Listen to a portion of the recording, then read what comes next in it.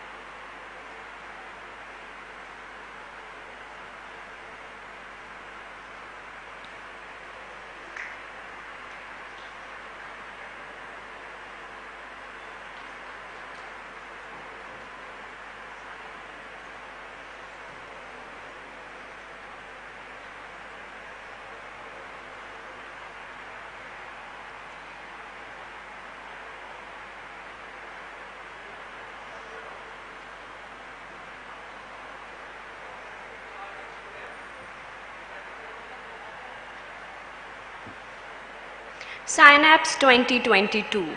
May God bless us with lots of happiness and greetings.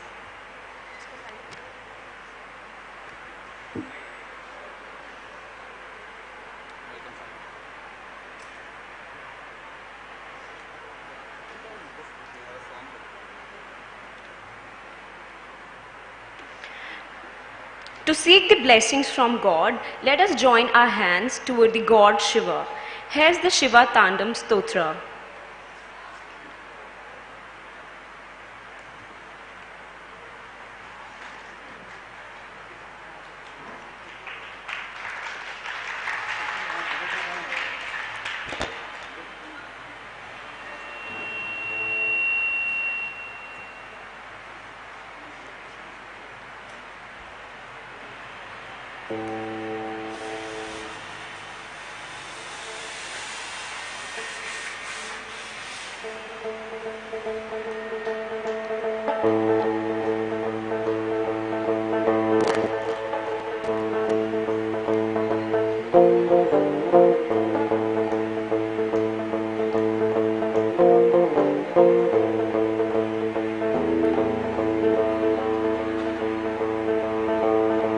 जटाटवीगलज्जलप्रवाहपावितस्थले गले विलम्बिताम्बुजङ्गतुङ्गमालिकां ढमड्ढमड्ढमड्ढमन्निनादवड्ढमर्वयं चकारचण्डताण्डवं तनोतु नः शिवं शिवम्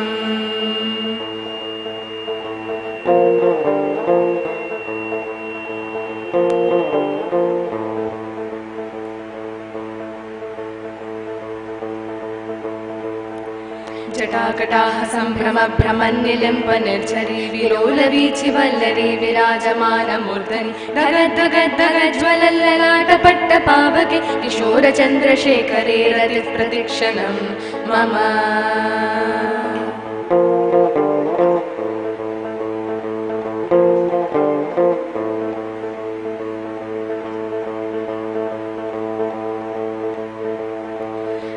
धरेन्द्रनन्दिनी विलासबन्धुबन्धुर स्फुरादिगन्तसन्तति प्रमोदमानमानसे कृपाकटाक्षधोरणी निरुद्धरुद्धरापति क्वचिद्दिगम्बरे मनो विनोदमेतु वस्तुनि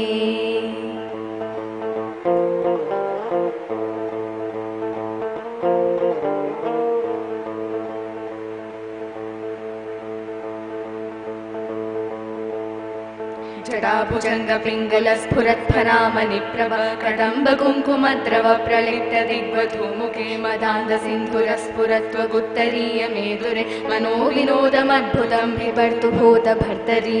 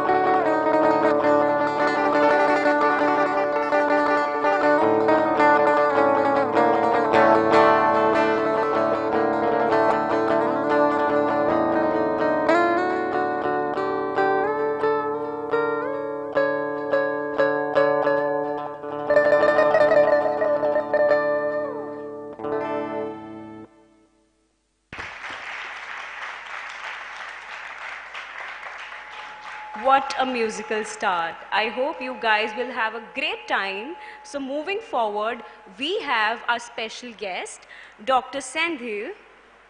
Good morning, sir. We welcome you. So there's a lot about Dr. Sandhil.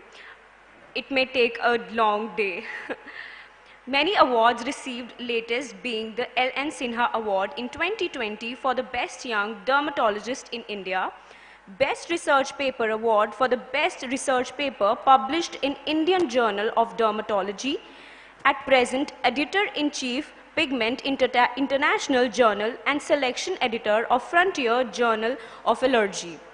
Has given many presentations in national and international conferences, is a reviewer of many national and international journals. We welcome you, sir, to come on stage and enlighten the young mind and fill their mind with beautiful thoughts and your experience. A great applause.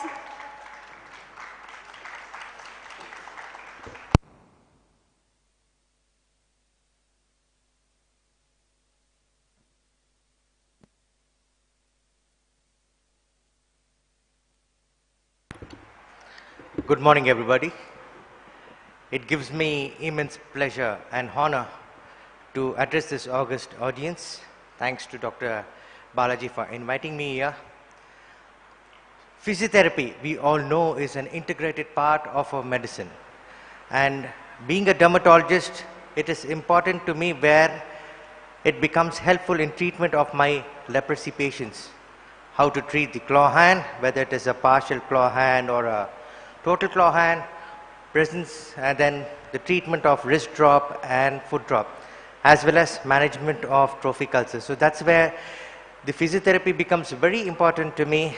And in fact, we do take classes for the physiotherapists in PGI, and of course take their exams also.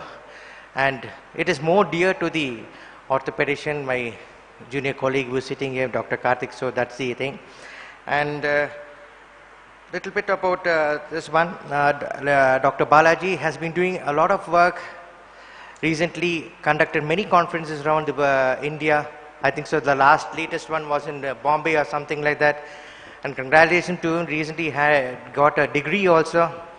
And not only as a part of this SYNAPSE, the SYNAPSE is also working about helping the poor people also. Apart from the regular physiotherapy program which is running in the colleges and in universities, he is also doing a lot of help to the poor patients who are there in the periphery of Chandigarh itself, going to their home visits, helping out regular, getting in touch with them, looking into their well-being. And also he takes a lot of other cultural activities also. And tell you the truth, if whether you know or not, Dr. Balaji is a multi-talented person, and he is well-versed musician, and we have to learn a lot of music from him. And so today's theme is enhancing clinical skills, key to success in physiotherapy. Enhancing clinical skills is a must, because more better in your clinical skills, more better is the wholesome management of the patient, and wholesome management is better, the patient outcome and the quality of the life also improves.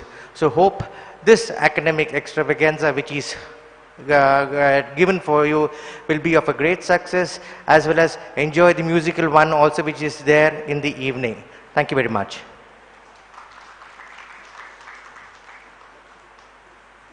Thank you so much, sir, for your valuable words. I would like to call Dr. Balaji to honor the sir with memento.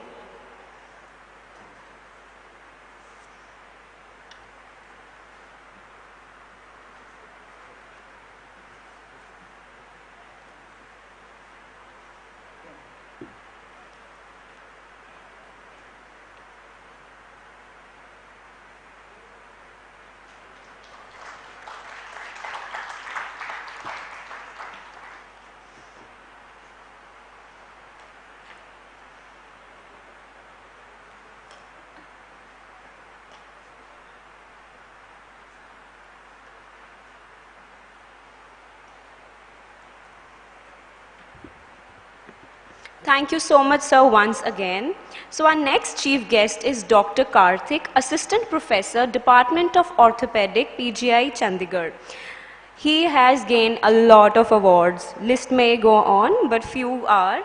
Second Best Oral Presentation in 2016, Harry Benz Award, AADO Fellowship in Trauma, Hong Kong, National Fellowship in Orthoplasty, IAA, India. I welcome you, sir, on stage to share your valuable thoughts with people.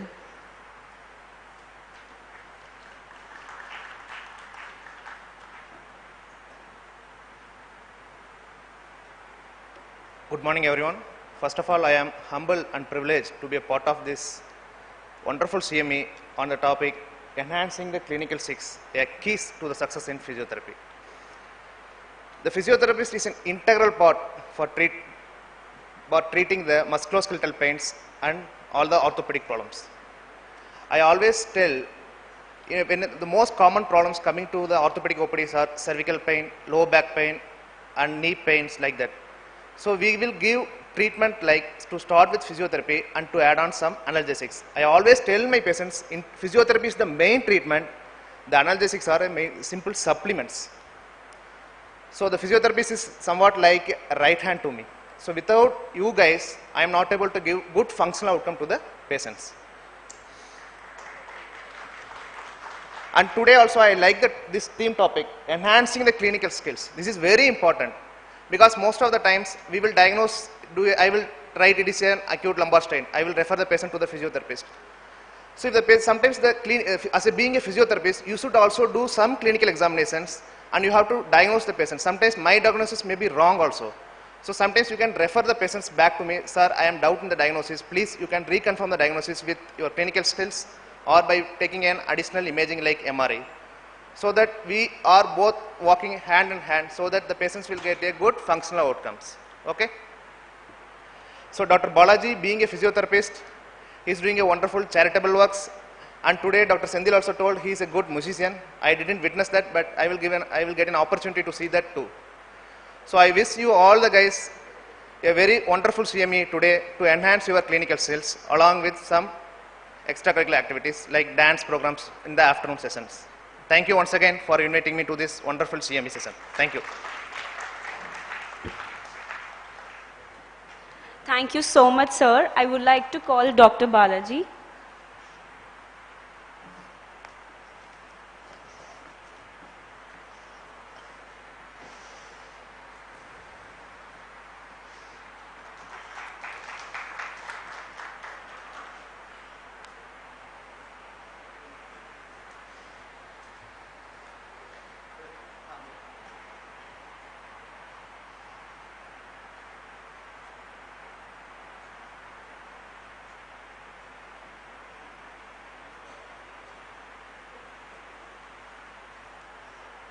Thank you so much, sir, for sharing your knowledge. Our third chief guest is Shri Rajashekhar, Journal Secretary, Chandigarh Tamil Sangam. I request you, sir, on stage and share your beautiful thoughts with young people.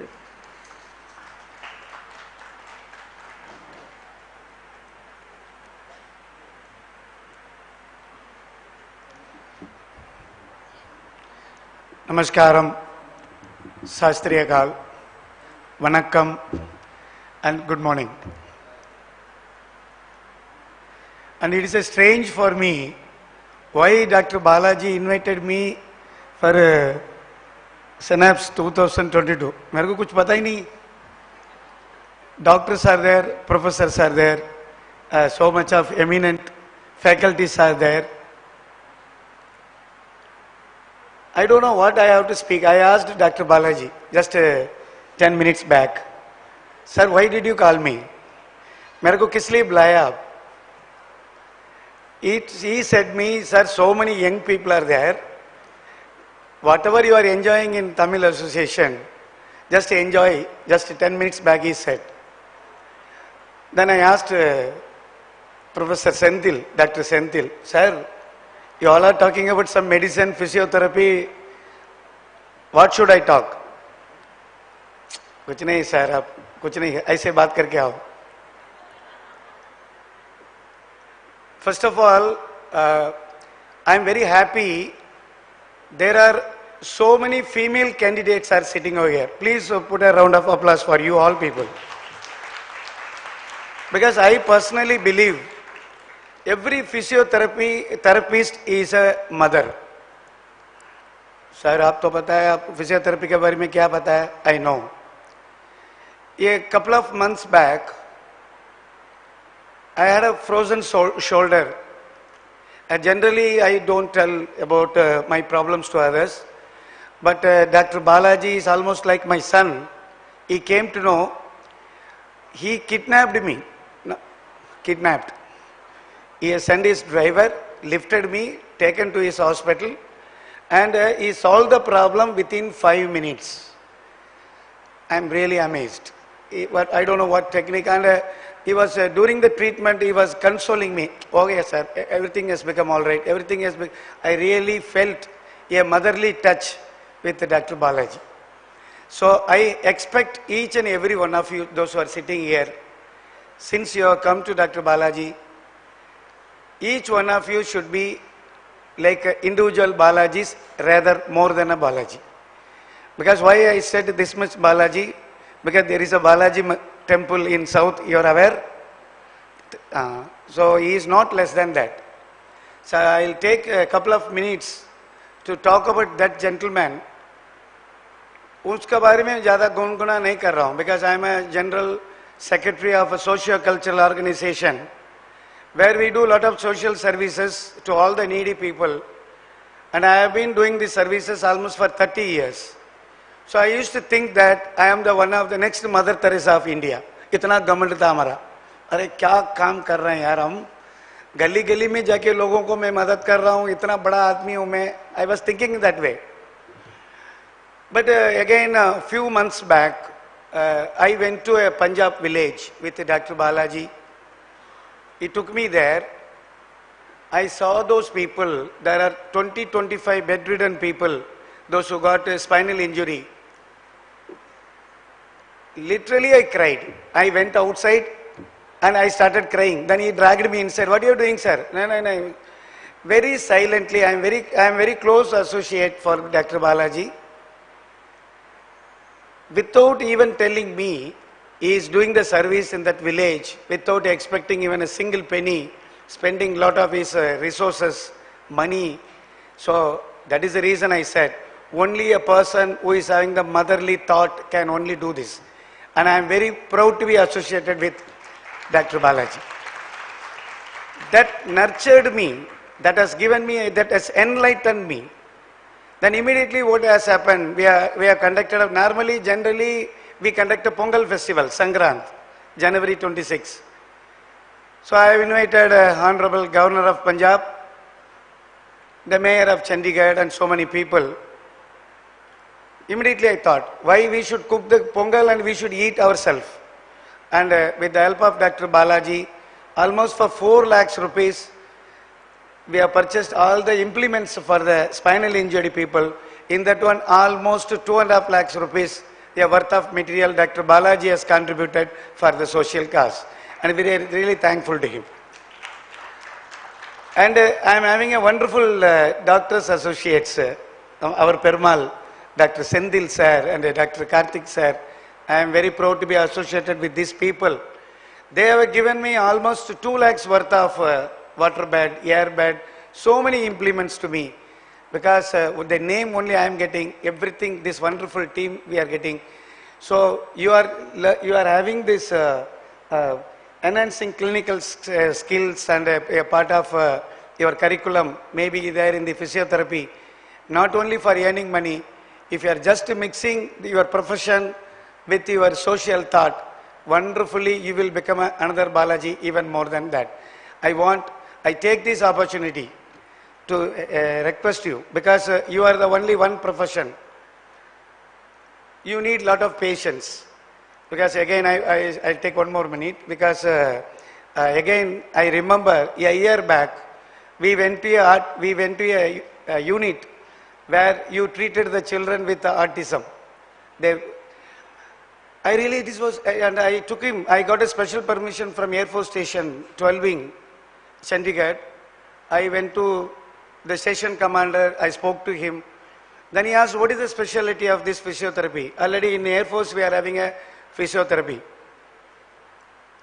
Then I asked, no sir, he is internationally he is a certified person.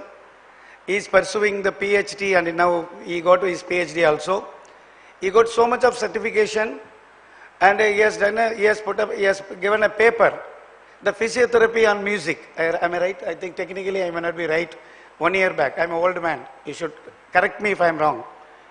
Then immediately station commander has given a permission. I took sir and the entire beautiful team of physio SYNAPSE and the students. There were so many children, they never responded, sir. They never responded. But sir has sent one guitarist, one singer, some 2-3 people.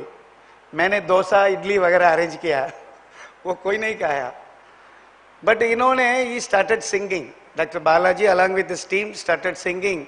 The child who was not responded almost for 6 years in that institute, the child started clapping, sir. जो बच्चे 6 साल से कुछ नहीं किया वो ताली बजाना शुरू कर दिया. And really it is amazing. It's really amazing. And everybody now recently in the Central Command of Air Force Station, I forgot to tell to Dr. Balaji, the Central Air Command, CAS, Central Air Command, CSC, the headquarters is there in the Delhi. They asked me a briefing about Dr. Balaji. I forgot to tell you. So because the 1 year back program, they made a list and they sent this thing to Air Force. Suddenly they were making a presentation about you. And so that means it is reaching, your profession is reaching to those people, even those who are mentally ill. So the physiotherapy and the medicines, the doctors, medicines, physiotherapists, all are looking like, it's like a husband and wife. Together you can build a family of health. So I request each and every one of you to have the social thoughts in your mind. And आपका घर में आपका mummy papa को, आपका भाई बहन को जैसे सेवा करते हैं वैसे सेवा कीजिए. God bless you. Thank you. So kind words. So please respect him with honor of memento.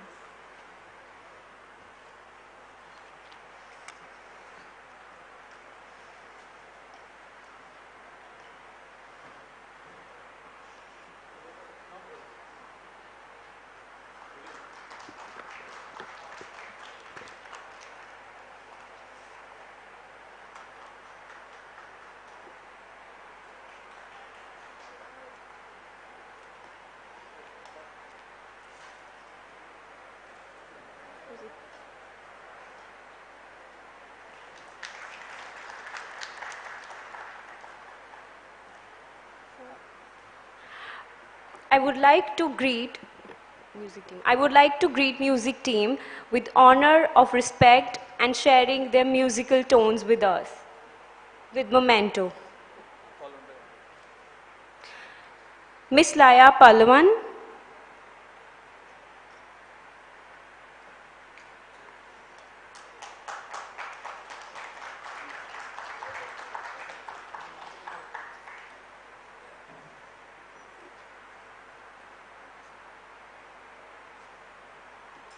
Mr. Lalit,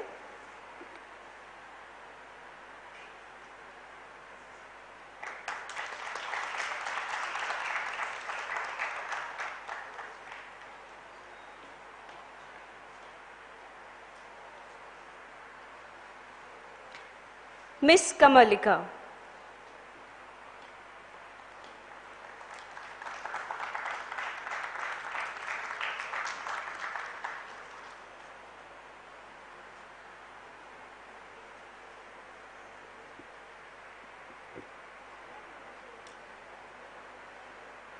Now, moving to the next segment, that is SYNAPSE 2022. Advanced Physiotherapy Clinical Competency Course, Level 1 and Level 2. We all are in best colleges, but adding up to knowledge, that extra hustle add up the more value to your course. This course come up with an objectives to develop clinical competency among physiotherapy. But how?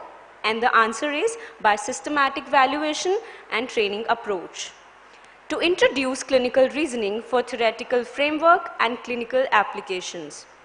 To restructure the students' clinical skills and meeting the demands of market and multi-special hospitals.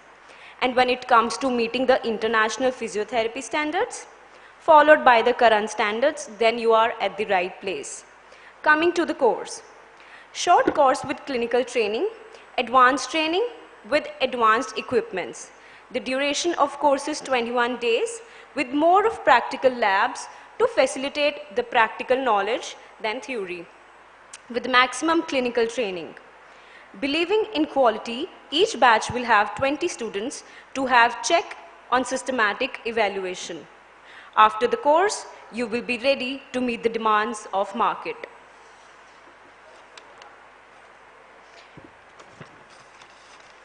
Now, to share the importance and guidance about various approaches, we have our speakers. To begin with, we have Dr. Prem V, Assistant Professor, Department of Physiotherapy, Manipal College of Health Professional, Manipal Hospital, Bangalore. हम में से बहुत लोगों की lower back pain होती है, and sir is a master of it to fix it. We have no idea how it come. By gym, by sports, we don't know. But if you don't initially address it, it becomes chronic. So here is the sir. Get ready for your questions. I welcome you, sir, on stage to impart knowledge with your experience and great knowledge. Welcome you, sir.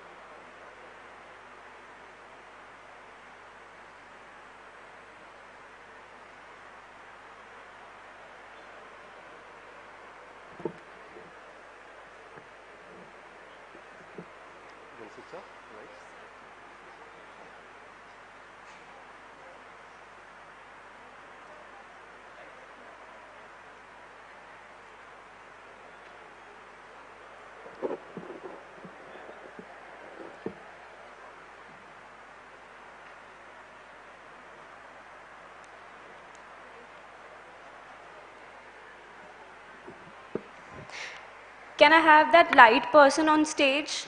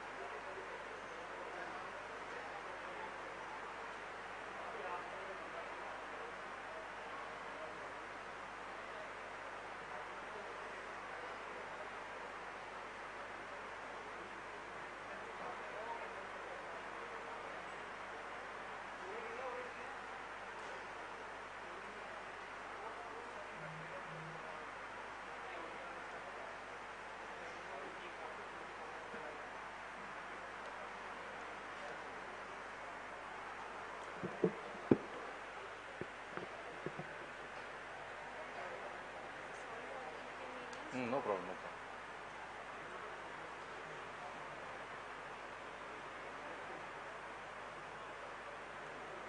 So good morning all. Happy to be here, and thanks Dr. Balaji and team to invite me and to be part of this SYNAPSE 2022. And I'm happy to share on integrated manual therapy in low back pain. So what all things we are going to see. So it's quite common as a physio, neck pain, back pain, knee and shoulder pain. So that's what we see day in and day out. Okay, so the commonest is back pain. So what are the contents we are going to see? So what is the need to have this topic and why it is integrated manual therapy? We will see, because it's not so simple to treat a back pain. You've got so many systems which are involved, and if you don't address the system, your treatment will be incomplete and patient will come back to you again and again. So normally what we do is pathoanatomical diagnosis as a physio, whether we look whether it is coming from the muscle, disc, joint. So that's what we look for when we do our assessment, and also our treatment, we try to address that. So we've got something known as treatment based classification, which is shown to be quite effective and good patient outcome. We'll see what it is. Then you got the myofascial pain syndrome, which is a major component in back pain, and without that you can't address the patient. Then visceral, so you got extensive anatomical attachments from the visceral organs to your back, and which can have a reference pain. So, and also the craniosacral therapy, where we got pain, anxiety, and all those psychosocial components which plays a major role in your pain management. And craniosacral therapy is one of a great modality which will help to reduce those aspects. And also I got few patients' videos which I'll be sharing. So coming to the movement system, when you see movement, let it be a shoulder movement, let it be lumbar movement. You want to have a good quality of shoulder flexion or lumbar flexion. It's not just your joint and muscle. You've got so many other systems which need to work optimally. So your joints, muscles, neural, that's your neurodynamics, fascia, which is present in your whole body. There is no place in the body where there is no fascia. And visceral, which is integral component of our body. So you may not find this in our syllabus, but we can't tell this to patient because they come with visceral organs. And central nervous system, which integrates all the systems, and your psychosocial factors, which plays a major role. Your anxiety, your depression, your fear, your self-belief, and so it plays a major role. If you don't take care of this, and patients has these kind of psychosocial factors involved, your treatment is not going to work. And if you understand the patient better, you know where to direct the patient and how much, what is the limitation, how much the physio can help, and further whom they should. So it's a kind of multidisciplinary. So don't think we alone can make, we make a difference, but it's a multidisciplinary, because your systems, your body is so complex, you can't run a one-man show. And coming to the sources of back pain, so you got anatomically, if you see, you name the structures, there can be a source of pain. So your disc, your nerve, your muscles, okay, facet joint, fascia, ligaments, you name it, whatever you find in the anatomy, all could be the possible source of pain. And as a physio, we try to see what is a possible root cause. So most often what we see as a physio is a mechanical low back pain. And the mechanical low back pain, the incidence or the prevalence, 100 patients come to a OPD, physio or orthopedic, 90% of the patients are mechanical pain. Okay, when you tell mechanical pain, you need a treatment which need to be mechanical. Remaining 10% is your inflammatory conditions, your cancer and disc disease. But otherwise 90% is mechanical pain, and it doesn't have any radiological basis. Okay, so we try to do movement control, visceral manipulation, and above that psychosocial factors, as I said, patient's beliefs, attitudes, anxiety, depression, fear avoidance, self-efficacy, hypervigilance. So patients here, I got a back pain, then finally I couldn't go back to my job, I couldn't sit, I couldn't stand, I lost my job. So these kind of, when someone tells a person who got a back pain, they also think, okay, I will also land up in the same way. So there is so much inputs coming from nowadays with your Facebook, with your Google. So first people whoever has problem, they go to Google doctor. After that only they come to hospital. So they get so much of information. It's very difficult to uninstall those thoughts and then treat the patient as they should be. And from physiotherapy point of view, we got various approaches. So myofascial, you got different kind of concepts involving Cyriax, friction, deep friction massage, trigger point release, dry needling. So you muscle energy technique, and articular. So again, Maitland, Mulligan. So it's not exclusive to one particular problem, but it will have a overlap. But to some extent, we can tell, yeah, articular, we tried with Mulligan or Maitland, Carlton Bone, combined movement, McKenzie and Cyriax. Neural, yeah, we treat with neurodynamics, neural mobilization, and also the McKenzie, which works well. And the motor control, which helps us to find out what are the muscles which are impaired and how we train it to prevent the recurrence of back pain, neck pain. So it's applicable to our whole body. What is the treatment for low back pain? What do you treat in your OPD? What is the treatment you give? Low back pain? Yeah? What do you give? Sorry? Mulligan? Good. Then any other? How do you get the diagnosis in lumbar? Lumbar spondylosis, listhesis, lumbosacral strain, right? Lumbago. So these are the common diagnoses which we get. But as a physiotherapist, is it applicable to us? Are you going to do anything with the lumbar spondylosis and listhesis? Right? When you say losis, it's a degeneration. As a physio, are you going to change any degeneration? Right? You got osteophytes, degenerative changes. As a physio, are you going to change those radiological changes? So if you ask it, it's questionable. Means that's not our role. Our role is mainly exercises. So that particular model, which is a medical model, it's a kind of misfit for us. And if you try to treat that way, I think that's not the work what we do in the with the patient. Bas?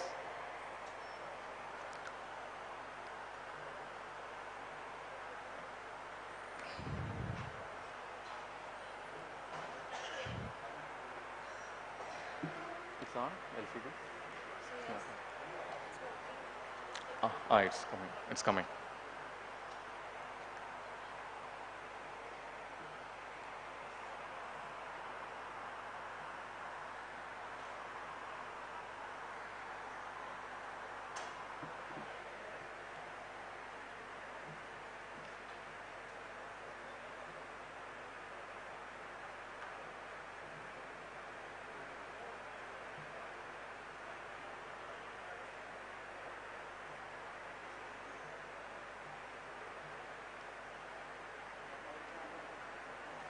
So how to classify? So normally we get this diagnosis, spondylosis, listhesis, lysis, and mainly based on the radio imaging. Okay, but if you look at the radio imaging, let it be X-ray or MRI, which is a gold standard MRI. So it is shown that spinal imaging is a poor predictor of presence of low back pain, and 40 to 50% of asymptomatic people have imaging evidence of degeneration or spondylosis.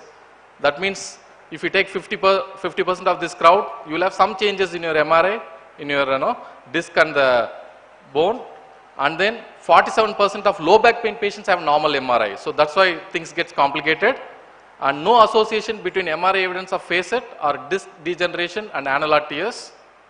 So in the medical literature, 85% of chronic low back pain is non-specific. When you tell non-specific, you don't find a radiological basis like disc, nerve or joint, unless and until you got a clinically relevant signs and symptoms and correlating with your radiological imaging, then it is relevant. If not, 85% of the time you don't find it. These are the people who are a mechanical back pain people who come to us for physiotherapy who needs a mechanical treatment. Okay, so it's important to classify other than radiology from the physiotherapy perspective, and also we try to diagnose based on the source of symptoms, right? In your postgraduate program, we try to see whether it is disc, nerve, am I right or wrong? Whether it is joint, we try to look at it, or muscle. So this is one of the old studies which try to find out what are the possible sources. So in which So you got the different anatomical structures in which according to this study, they found disc to be the most commonest source for the back pain. However, if you see the wide ranging the ligaments which has got pain sensitive receptors, your muscles, your outer annulus and your fascia, nowadays it's quite fascia just underlying the skin found to have so much of pain receptors that itself can become a source of pain. So with wide distribution of nociceptors around the lumbar spine, it makes it impossible to devise testing procedures that selectively stress individual components of the spinal segment.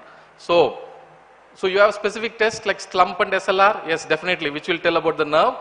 Other than that, if you take any other structures, it's questionable. You want to tell it's a facet involvement, you want to tell specifically only this muscle is involved, it's questionable, except the disc and nerve. So hence we need to diagnose the problem and treat appropriately, so which this source or pathoanatomical doesn't work. So what is the primary goal of diagnosis? Why do we diagnose a patient? We diagnose a patient so that we can give a most efficacious treatment. So that's the whole purpose of diagnosis. Hence put forward is the treatment based classification, which is quite widely practiced among our physiotherapy world across internationally, globally it's practiced. So according to this classification, clinical data is kept in a predetermined categories of impairments in order to make informed decisions regarding treatment. So you need not beat around the bush. You got particular signs and symptoms and you give this treatment, the patient's, the beneficial or the efficacy is quite high.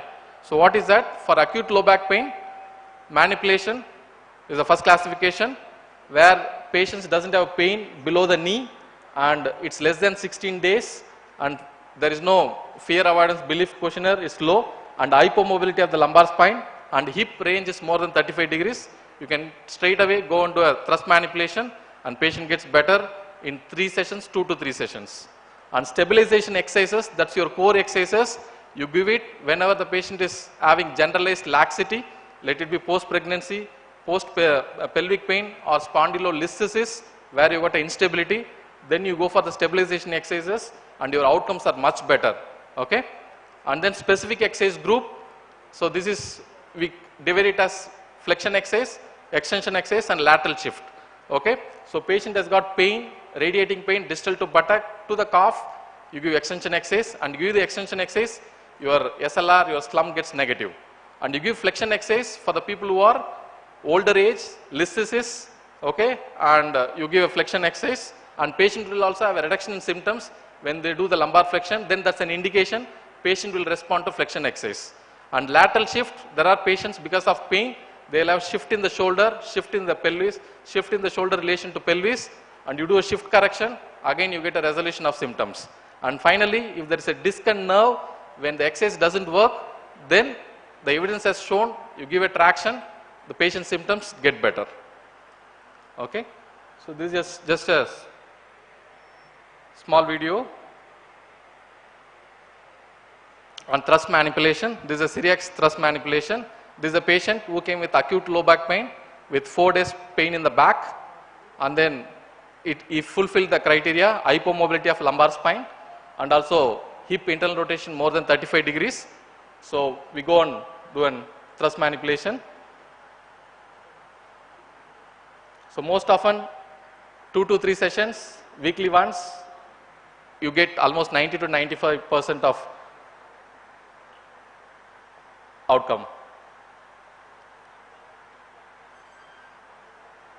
Okay. This is the other patient who came with radiating pain. He's a software engineer and pain for last 4 weeks, pain radiating to the left thigh and the calf. And this is the day 1 and he falls day 1. So that's your SLR range. That's a bubble inclinometer. So we stop the range where the pain starts radiating. So he had SLR positive for around 20 degrees, 18 to 20 degrees, pain started coming down the leg and he fulfilled the criteria of extension exercise because of radiating down till the calf and he was, when you do the movement examination, he was giving pain reduction for extension exercise. So we taught him extension exercise. So most often we see patients weekly once. That's how it's quite good for the patients. And almost like 4th week, patient went back to his work. So that's his SLR range by 4th week. So it went almost like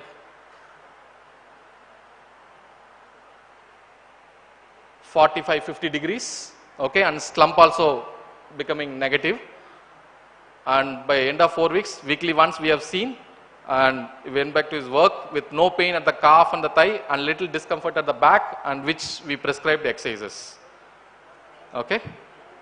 So this same patient, he came after 4 months, not because of problem, because his wife had a problem. So he came. So we just thought we will just record the SLR, and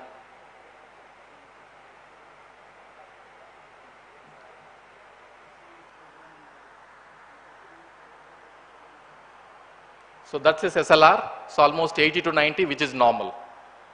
Okay, so he didn't take any other no treatment. It was only the physio, McKenzie or extension exercise with little neurodynamics. That was the outcome.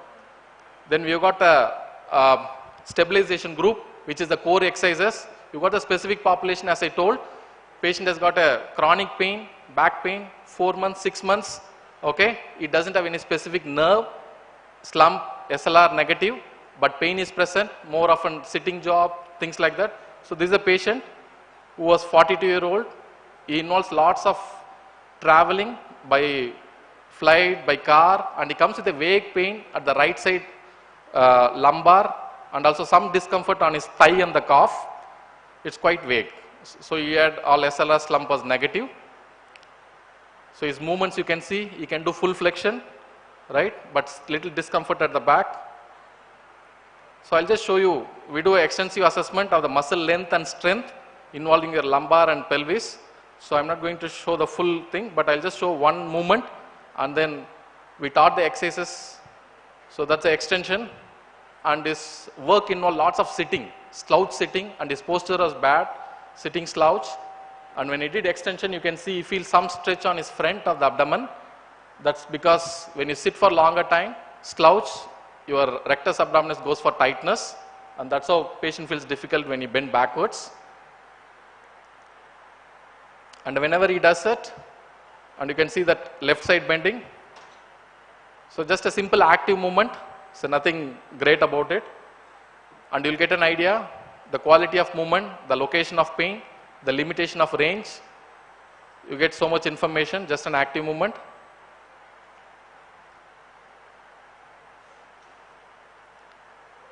Okay, and rotations. So see the difference, your left rotation and right rotation.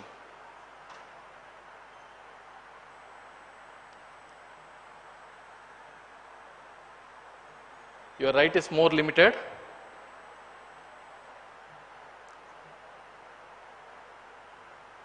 Fine, so we do it 2 to 3 times just to confirm which side is the limited. Okay. Then you watch the single leg standing. Just see the difference between right and left, single leg standing. That's your right leg, single leg standing. You see the left leg, single leg standing. Is there a difference between that and this? What is the difference? What does he do? Can you see that? What he is doing? What he is doing? He is having difficulty, and also something else he is doing. What he is doing? You see the right leg when he does, what does he do? What does he do? He holds his thigh. Can you see that? We didn't say anything. We asked him to just stand, and he holds. So there is some kind of weakness in that area. So he has to travel for next 8 weeks. So we taught him exercises. So he is quite a knowledgeable patient, and we met him only after 8 weeks.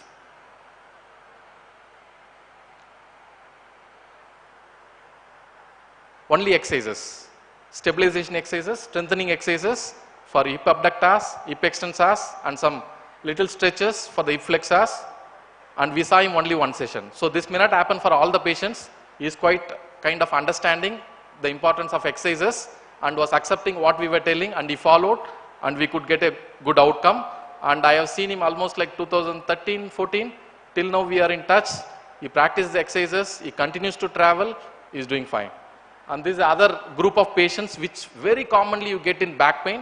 We call it as extension syndrome because these people, they involve lots of standing work or a racket sports, or people who get, have you seen people with belts always with back pain?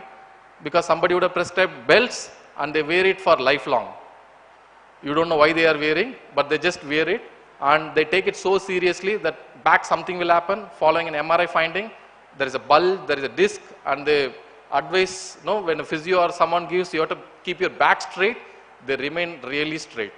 They never bend forward, they follow religiously, and that's where your paraspinal goes for very high stiffness, and any small movements, they pick up a paper, they pick up a glass of water, they get a catch, and they come to emergency. Okay, and if you go back to the history, it's becoming like in the sense overreacting, and they follow things which is not required. Okay, so this is one of the lady whom I have seen. So for 1 year, she had history of back pain 1 year back, and people have advised you need to keep straight, that's good for your back, you are not supposed to slouch, your disc will bulge and nerve will get compressed, you will have problem. She followed religiously and she had severe pain. Okay, and she comes. So when we assess, I asked her to bend forward, she said I am not supposed to do, and I tried to make her do, it took me 15-20 minutes just to do that movement. You can see absolutely there is no movement at the lumbar at all. She just did little squatting, and you see bending backwards, she does only on the neck, no movement at the lumbar at all. So it takes a huge amount of, when you have these kind of beliefs and pain coming, any amount of IFT, short wave, ultrasound is not going to help, any extension is not going to work. This is after 2 weeks. So with pain education, okay, with understanding what goes on in the back and some exercises which is non-harmful, 2 weeks she could do the range and get out of this cycle. Fine. So multiple studies have shown that subgrouping low back pain patients in the homogeneous group results in better outcomes when compared with treatment not based on subgroup. So patient comes, close your eyes, blindly you teach extension exercise, flexion exercise or thrust manipulation, doesn't work. You see the signs and symptoms which matches appropriate to that particular treatment, you give it, your efficacy is almost 90 to 95%. So that's how this. So apart from this, we got other approaches. That's your myofascial approach, where you got the extensive fascia and the muscles, which is present everywhere in the body, head to toe. There is no place in the body where there is no fascia. It's a continuous tensional network throughout the human body, covering and connecting every single organ and nerve. Who is that? Why he came suddenly here? So the myofascia, which forms 42% of the female body weight. Okay, so all our mechanical stresses is taken by your muscles, and for the males, it's around 47% of body weight is by the muscles. So that's where you get this mechanical issues. And as I said, the fascia, it covers, encompasses your nerves, your muscles, epimysium, perimysium, endomysium. So you name the structure, you got the compartments, intercompartments in your arm, forearm, quadriceps. So it's present and it's found to have a huge amount of pain nociceptors. Okay, and we could palpate layer by layer and see, it's not easy to differentiate, but to some extent you see whether it is superficial, deep, and deep fascia is shown to have a much more nociception, and that can be the possible source of pain. So as a physio we try to do this, nerve, yes, and ultrasound also you can make out your superficial fascia, deep fascia and the muscle, and studies recently, so much studies going on facial thickness, post manipulation, checking for the facial thickness, Achilles tendon, patellar tendon, so many studies are there, and also you can see the studies. So there is one approach, there are many approaches in fascia. One approach is known as facial manipulation by Stecco. So he names it as center of coordination. So when you move a biceps or a quadriceps, your stresses doesn't go everywhere. There is one spot which goes, that's known as center of coordination. You need not treat the whole muscle. You treat that one spot. Most often knee pain, which is a referral pain, or neck pain or shoulder pain disappears. Quite a wonderful concept. So we do it with a myofascial release, friction massage, and that's how it's treated. And visceral manipulation, yeah, you can contradict, it's not part of physiotherapy, yeah, that's okay, it's not there in syllabus, but problem is patient come with organs, we can't tell we don't have in syllabus, you go out, right? Patient come with all the systems, we can't separate it and come. So it's a gentle, non-aggressive form of manual therapy that specifically targets the organs, how they articulate, support structures and their physiological functions as well as dysfunctions. So you can treat almost all the organs, liver, stomach, duodenum, your whole gastrointestinal system. And if you see in Ayurveda, in everywhere, the disease, the first disease, the problem starts in the human health, in gastrointestinal system. When you are at the age of 20, so if you see 40, 50, you got the problem with your cardiac and your neurological, but the first system which starts having problem, maybe from the school, no? If you see the stresses of the exam, feel something butterfly in the stomach? Yes or no? Sitting, waiting for Viva, some person went inside, just now sacrum bone, where is the piriformis, where is the sciatic nerve? Everything is running inside. So without our knowledge, our gastrointestinal system is the one which goes so much of stress, which is unnoticeable. We never know what is there, we never know what changes happen, and there are mechanical dysfunctions which happen and which is silent, but they have got a huge amount of vagus nerve which supplies, and it can do wonders. I think we have a wonderful speaker who is going to talk only about vagus nerve. That's going to be really nice. Okay, so that's your intestinal organs. It's all interlinked with peritoneum, visceral parietal peritoneum. Your problem in one structure, it can cause problem in other parts of the body. Not only it can cause the local and the fascia which is covering. You got a problem with for example, appendicectomy, or a patient has got a chronic ulcer and it produces a scarring by healing, and the scarring can pull the tissue on the shoulder, on the hip, on the back. So patient might come with a shoulder pain, back pain and the knee pain, but the source may not be on the local musculoskeletal. That's why you get all the MRIs and X-rays being normal. But you go and look at the source and you treat that, you will find all these pains disappearing. So that's a fascia which is now kind of anatomy which we need to accept, which exists, because normal anatomy we throw the fascia and read the muscles, but nowadays we try to see the patient as a whole. This is just a fresh cadaveric anatomy of visceral organs, and that's your peritoneum and mesentery. That's your mesentery, root of mesentery, and you can see when you move the intestine, your whole spine moves. So you've got these anatomical attachments which are connected to your lumbar spine, your peritoneum. So there is no way you can tell, I have a back pain, I'll treat only muscle, ligament, nerve and joint. No.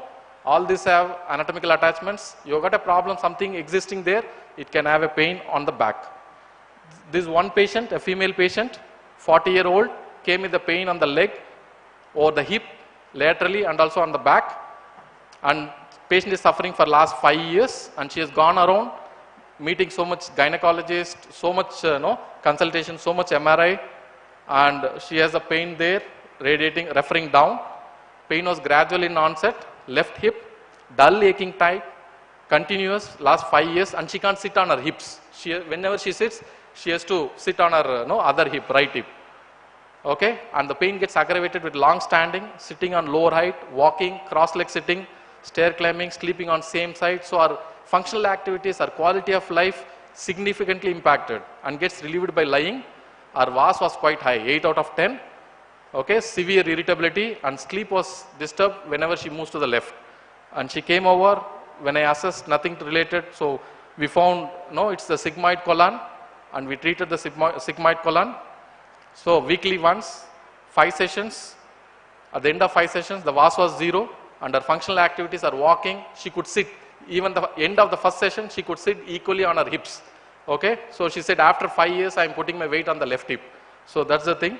And she could, sitting on low height chair, she could do. Stair climbing, cross leg sitting, she could able to do.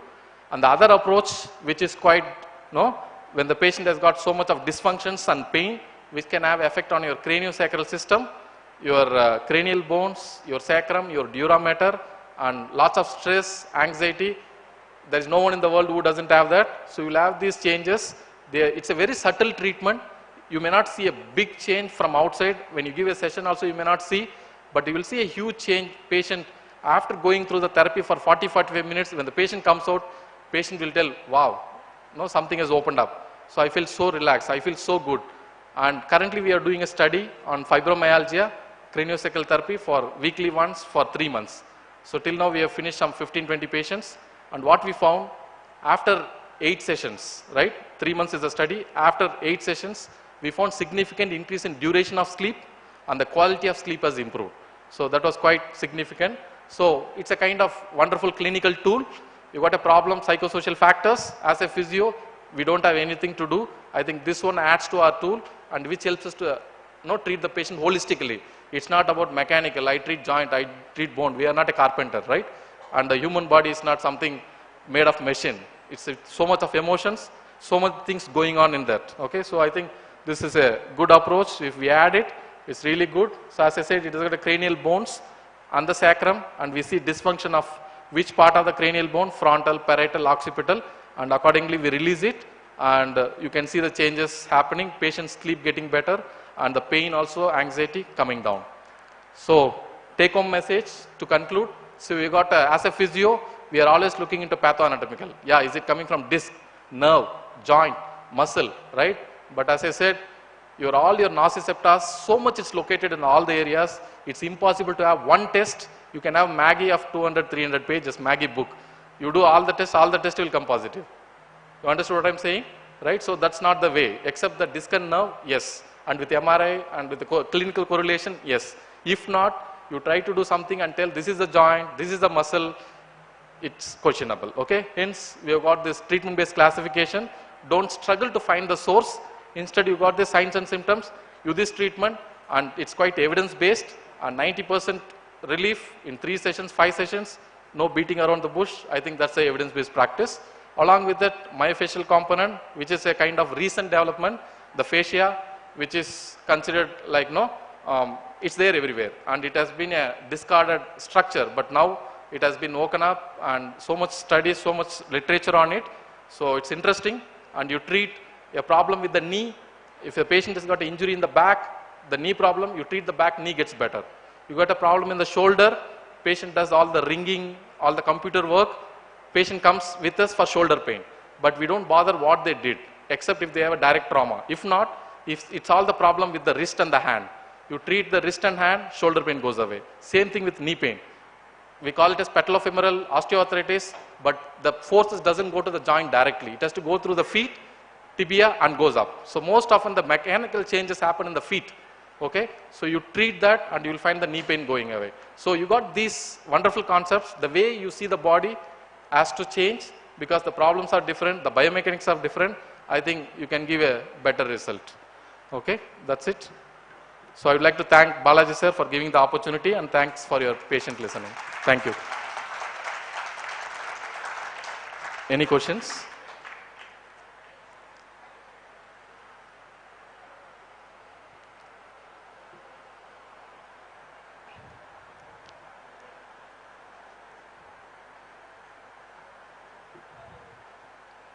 Yeah. So once again, so use the opportunity. Physiotherapy is a wonderful profession. If you know what to do and you got a wonderful skill sets to learn, you enhance yourself. Each patient is different. We can never think that I can handle this patient. Each patient is different and each body is different what they go through. So you have more clinical skills and you can do a better job to the patients, to the society. I think we can make a difference. Thank you.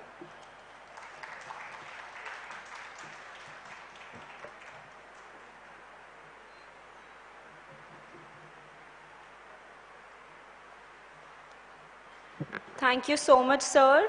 Guys, you can ask questions. You got the right opportunity to ask. If you have any questions, just feel free to ask them. No questions? Thank you so much, sir, for sharing your knowledge. I would like to invite Dr. Thangaraj to honor sir with respect and memento.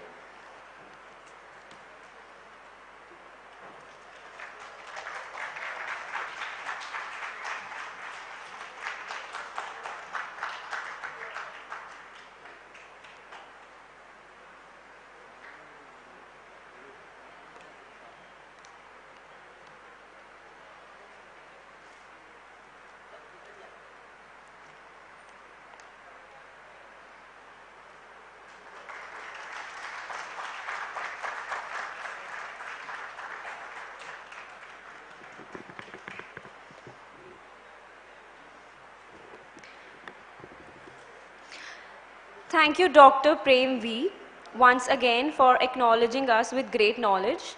I would like to invite guests for the high tea, followed by the participants.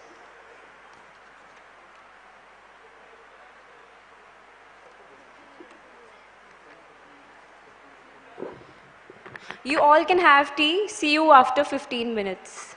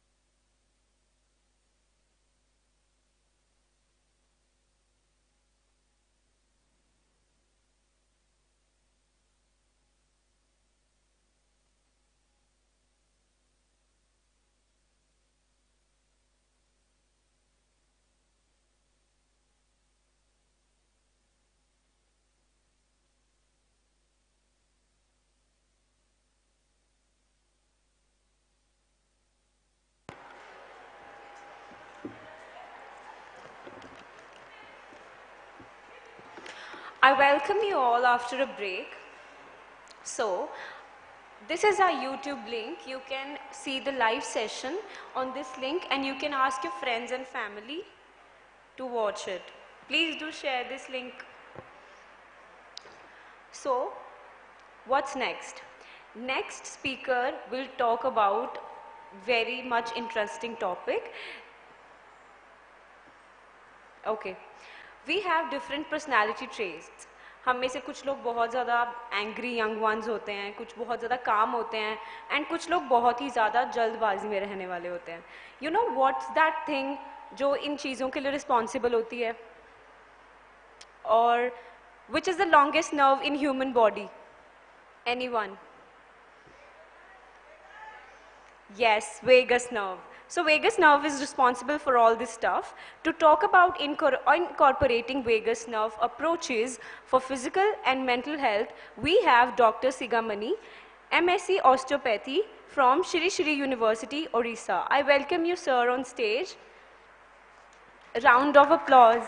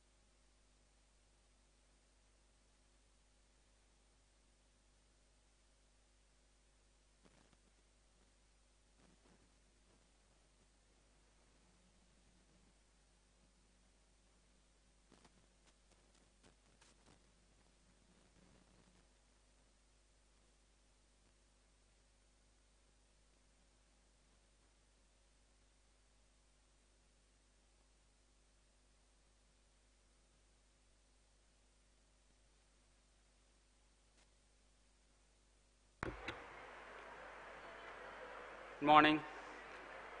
So, I'm going to discuss something new which we have not discussed in any of much physiotherapy textbooks, but highly clinically relevant. Clinically relevant. Imagine in a scientific conference, medical conference, I'm going to talk about sixth sense of our body. Do you think is it going to be a medical conference or something spirituality, something like that? If I'm asking a question to you, where is the mind? Isn't it? Then you cannot say that is a brain. Mind is different. If I'm asking you a question that in which part of the brain the thought process is coming out. We have different areas, Broca's, Wernicke's, isn't it? But as such a thought process, from which part of the brain it is coming out? Answer is still unknown. Still unknown. Neurologically, it is not yet found. Though the functional areas are done, but at the thought process, emerging of thought process, it is not yet. That's why I have chosen this one, sixth sense of our body. Why? We'll come to know one by one. Before that,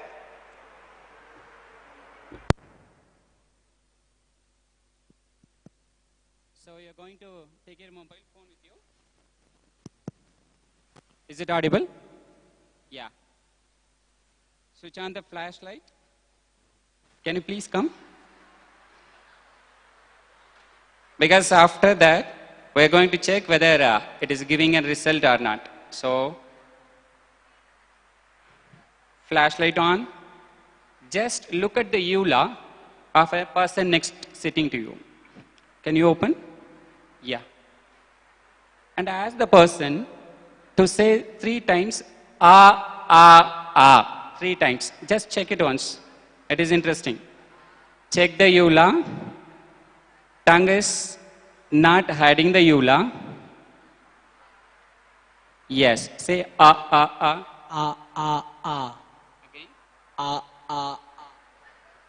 Now, the finding is it moving exactly upward or is it moving on one direction? That you have to check. Because we are going to correct it. Check the side also, on which side it is getting deviated. Got it? Eula, checking the eula, finding out in which direction it is getting deviated. So for those it is deviated, the ventral vagus is in dysfunction.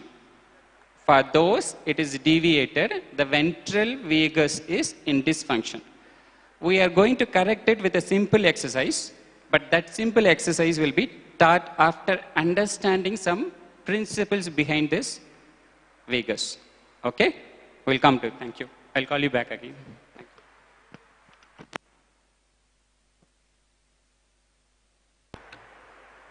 So we have checked the eula, in which direction when a person is saying 3 times So it moves upward. It has to move exactly upward. If it is not so, then they are in a ventral vagus dysfunction. If I'm asking you which structure, which single structure is connecting all these organs, see, it is connecting heart, lungs, stomach, liver, spleen, reproductive system, kidney, gallbladder, urinary bladder, small intestine, pancreas, colon, all. Which structure? You must be knowing it is the vagus nerve. It is the only structure next to connective tissue, next to fascia. This is the only neural structure that is connecting all the organs. That's why I have selected this topic, because it is much useful. We are into manual medicine, so I thought of integrating this approach, vagus nerve stimulation, for the physical and mental well-being. So just in a quick overview, he is the person, Gladius. He is the one who at first coined the terminology, found the nerve and he named it. And initially it was called as wanderer nerve, otherwise pneumogastric nerve. It is the longest cranial nerve. One interesting fact, when they started doing research on vagus nerve, initially they thought that it is emerging outside the skull and stops there. Later on, after some researchers said that no, it's coming and supplying even the neck and throat. Then after some years they found that no, it is running into the shoulder girdle also. Then next, thank you. Next, they found that no, it's not stopping there. It is supplying even the thoracic cavity. It was this status till 50 years back. And after that again they started searching and they found that it's not stopping in the thoracic cavity itself. It's crossing the diaphragm and it is supplying the stomach. They found that. Then later on they found that it's not only stomach, it is spleen, pancreas, liver, gallbladder, everything.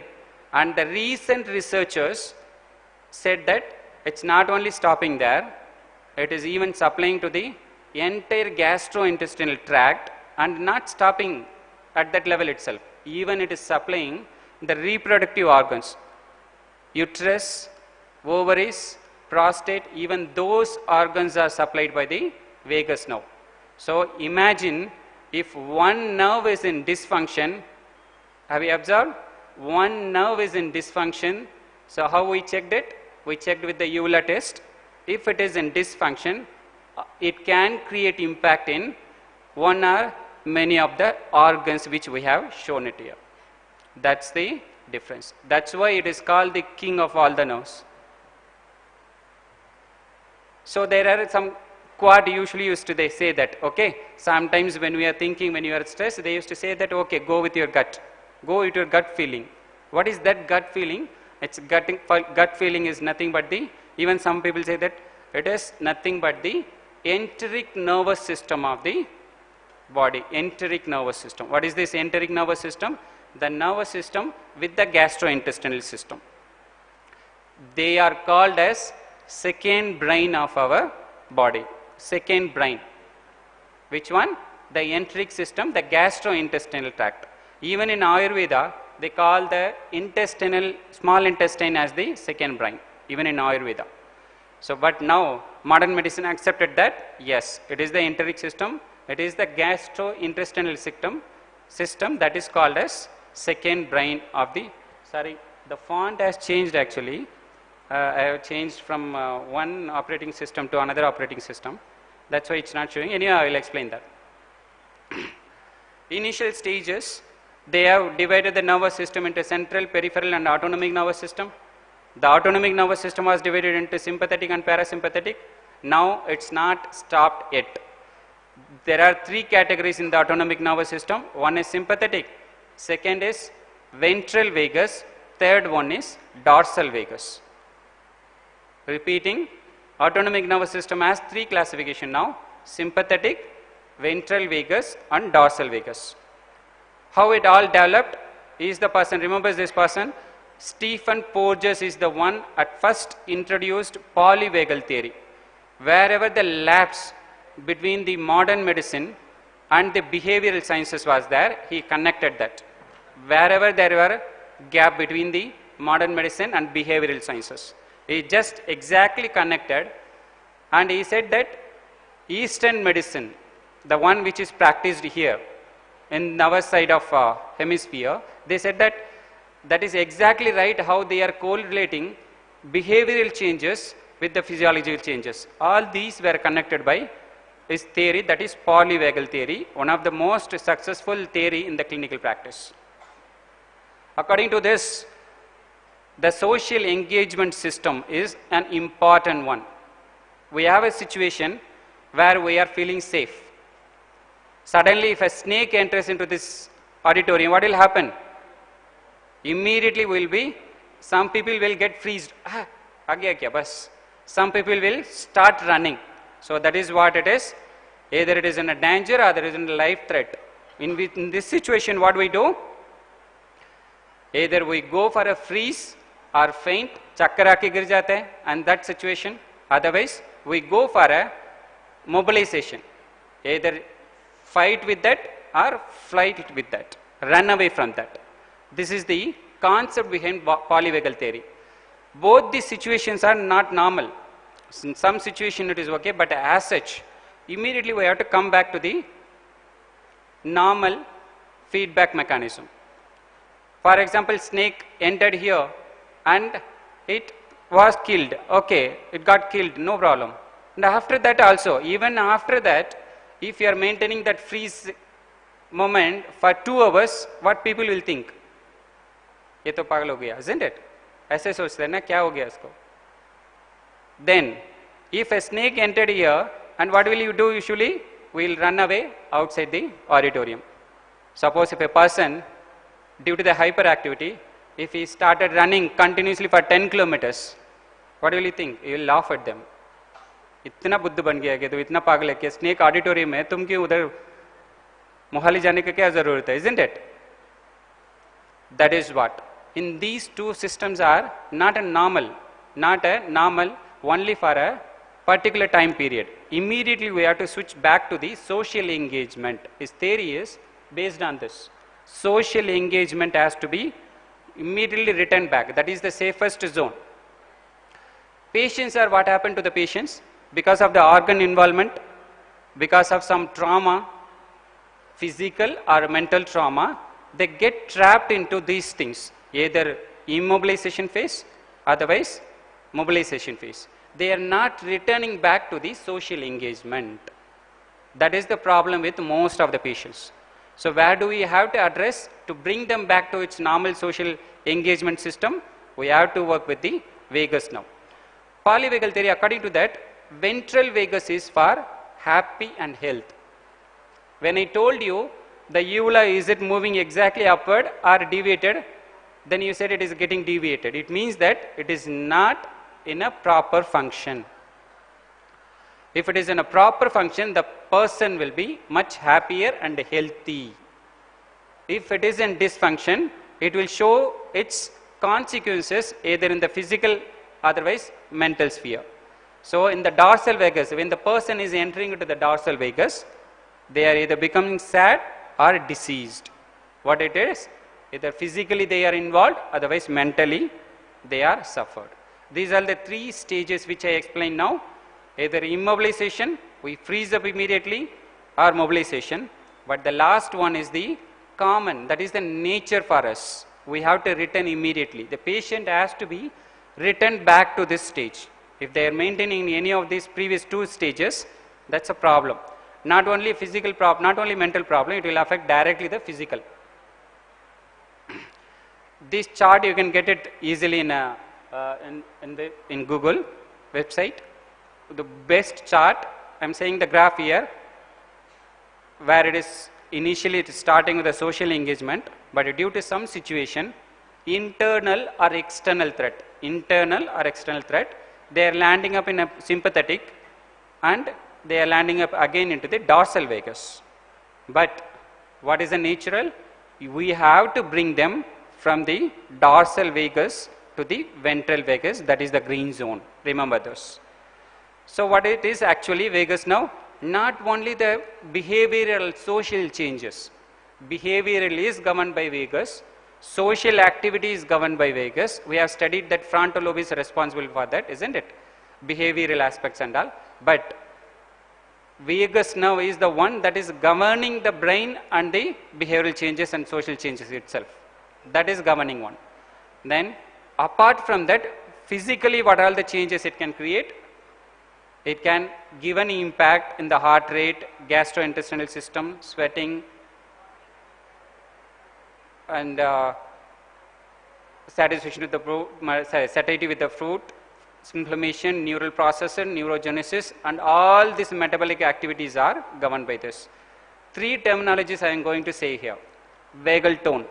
If a vagal tone is balanced and well, then what happens? They are in a happy mood. They are in a happy mode. Observe the breathing of them. It will be very perfectly, they will be breathing with a normal inspiration and expiration. Suddenly if I start breathing, suddenly what will happen? Means I am in an anxiety.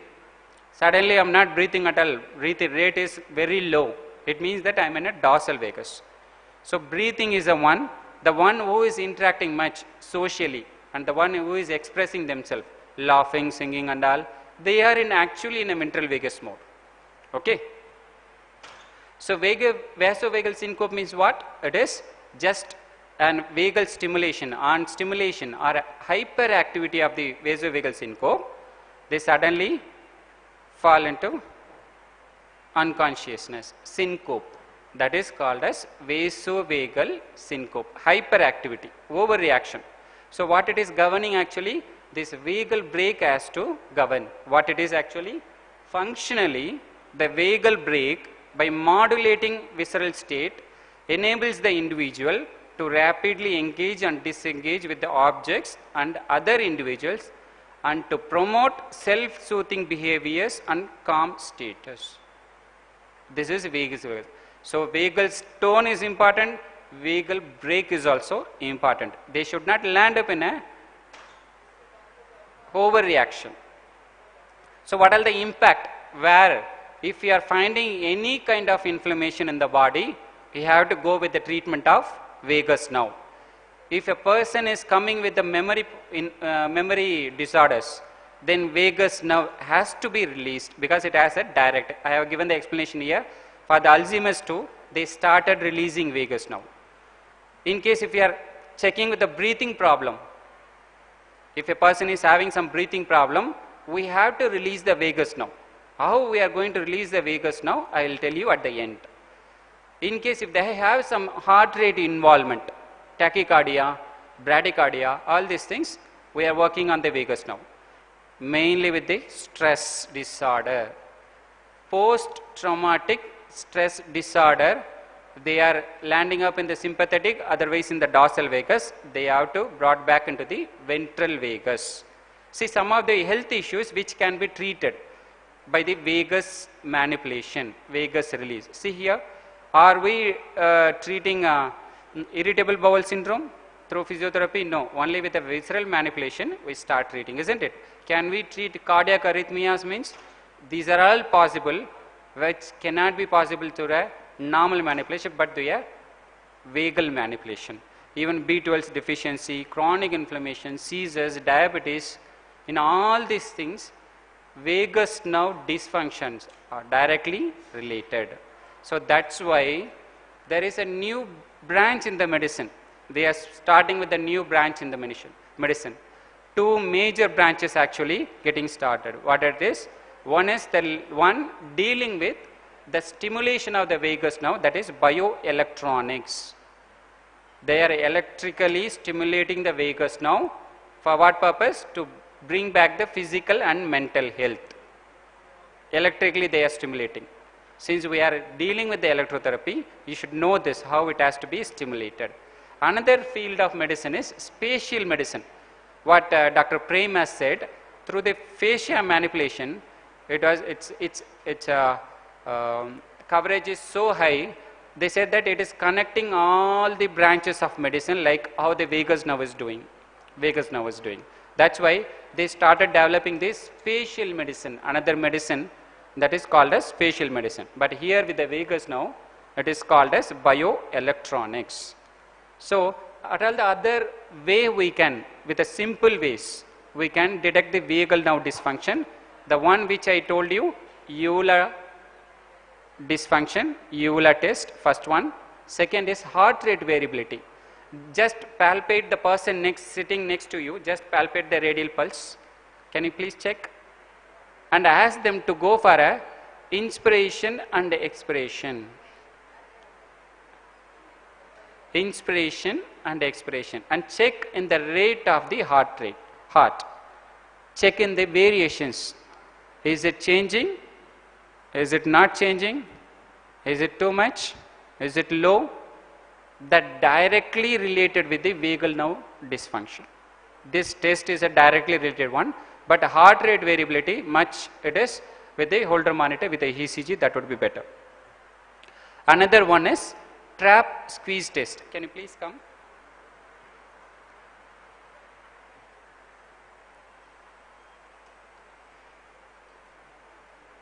Three simple tests to find out how the vagus nerve is getting, is it in a dysfunction or not. First one is Euler check. Second one is heart rate variability, just by, this is not an credible, highly credible test by checking the pulse, but heart rate variability procedure, you have to follow it. Third one is trapezius squeeze test. How it is done?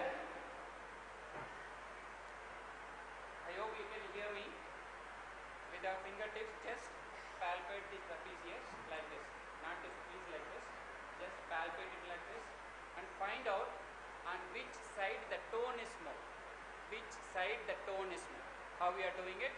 You are checking it with your 3 fingers.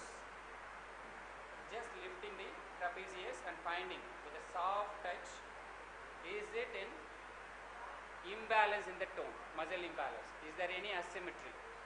If it is so, they are in a vagal dysfunction. This is another test for them, trapezius squeeze test. Yes. So what are the vagal nerve treatment protocol? How we are going to release it? I have told you how important the vagus nerve is. It is very important so that it can govern the physical health and mental health. Physical health means in which physical health? Is it only on the nervous system? No. It is governing the musculoskeletal system. It is governing the visceral organ too. I have listed all the organs. Recent researchers said that vagus is even supplying the ovaries and the uterus too. So whomever having the PCOD problem, menstruation problem, they can go with the vagal nerve manipulation. Okay. Which level of manipulation it is? For example, this EULA test which I told you, it will immediately release. But if the blockage is here, if the blockage in the jugular foramen, if the blockage is in the C0, C1 level, or if the blockage is in the carotid sheath, these are the areas through which it is running. If the dysfunction is at the C1 and C2, if the dysfunction is the respiratory diaphragm, if the dysfunction is at the thoracic diaphragm, if the dysfunction is at the pelvic diaphragm, if it is so, we have to release that particular structure. This EULA examination is for the temporary purpose. It will immediately release, but again the problem is what? The where it is got blocked. Blocked means not a complete blockage. Even one fiber of vagus nerve it is getting compressed out, it will create a problem. This is how it is. Some of the techniques here I am reading it. Suboccipital decompression technique, carotid sheath, here it is, release technique, lesser curvature of stomach manipulation, facial stroking, basic exercise, highly related, salamander exercise. There are many books on the vagal nerve exercise only. I will show the books also. Here, see, so many books. These are only few books. So many books only for the vagal nerve. Why it is so important? Because treating one nerve can prevent and dissolve the problem of many organs and structures. That much important. That's why they started.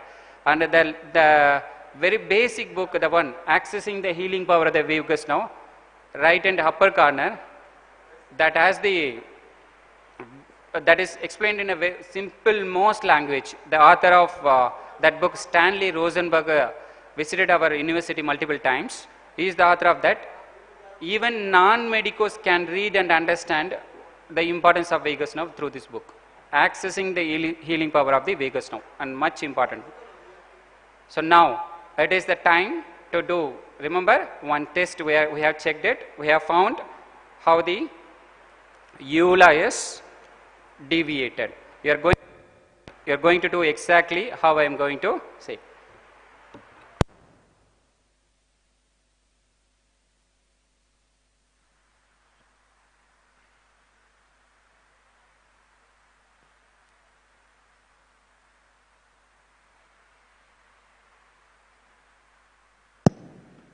Yes, hand should be kept like this, like how he is sitting there. Yes, hand should be kept like this in a relaxed way. Those having dysfunction, पहले किसने check किया याद रख लेना उनका कौन सी side है, deviated है या नहीं है, okay, वो चेक कर लेना. Then after that, you are turning on one side. Can you hold the mic, please? You are turning on one side. Without moving you are looking on one side without turning your head. You are not turning the head, no. Just look on one side. Keep looking. You can blink. You can take a normal breath, but keep looking. You will get some signal. I will tell you. Just maintain this position for a minute. You will get one signal.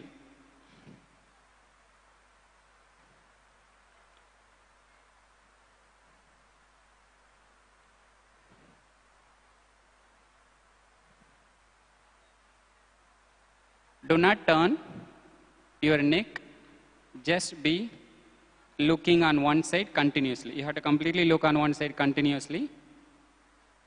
If you are doing this exercise, you will get one sign, that is, Deep breath. Suddenly a sigh reflex will come out. Otherwise, you will get deglutition, swallowing sign. Either you will swallow, otherwise some people get a deep breath. If you are getting any of these two signs, it means that it get released.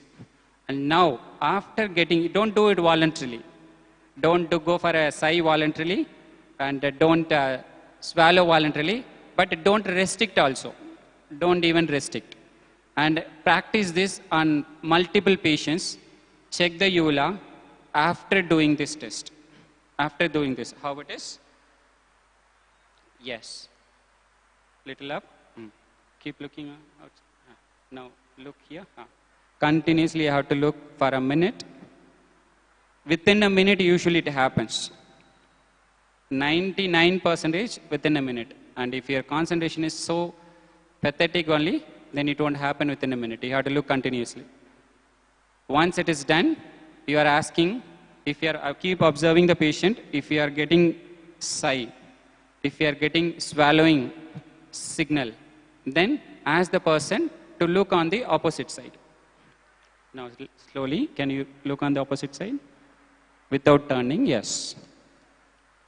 Continuously, you can take a normal breath and you can go for a eye blinking. Relaxed way. This is one of the exercises mentioned in the Accessing the Healing Power of Vagus Nerve. Stanley Rosenberg is an 85-year-old. He made his research along with Stephen Porges for the Polyvagal Theory, and he has his own institute running in Europe. Yeah, relax. And once he gets the sigh reflex, otherwise the swallowing, it means that it is released. Then you can again check it. You can check, someone else can check. Thank you. Check each other's. Practice at least on 10 patients, find out the change immediately. Immediately means within a minute, I'm saying. So what is the purpose here with the polyvagal theory? First one is, when a patient is in a dorsal vagus, they are in a depressive mind state. Face उनको देखा depression patient को देखने में पता चल जाता है ना? Isn't it? Posture changing, facial expression changing, all these are governed by the vagus. It is maintaining a balance. So what we have to naturally do, from the dorsal vagus, we have to lift them to come back to the sympathetic system, and later on, they have to reach the uppermost level, that is ventral vagus. So, thank you so much. Myself, Dr. Thiruvarangan Sigamani. I am from the Department of Osteopathy. Any doubt regarding clinical conditions? I welcome those because our students are in research protocol and multiple research activities are going on osteopathy and physiotherapy too. Any doubt regarding the clinical conditions?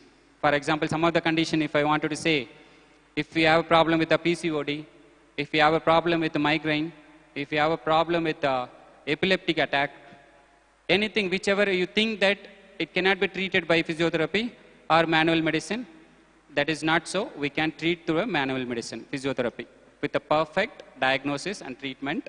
And I take this opportunity to thank the organizers. Thank you so much, Dr. Balaji, Dr. Tangraj, and the team. And wanted to tell my humble regards to, express my humble regards to my parent institute, Shesh University. And proud to say that is the first university in Asia that offers UG and PG programs. This is a nice campus of us. Thank you.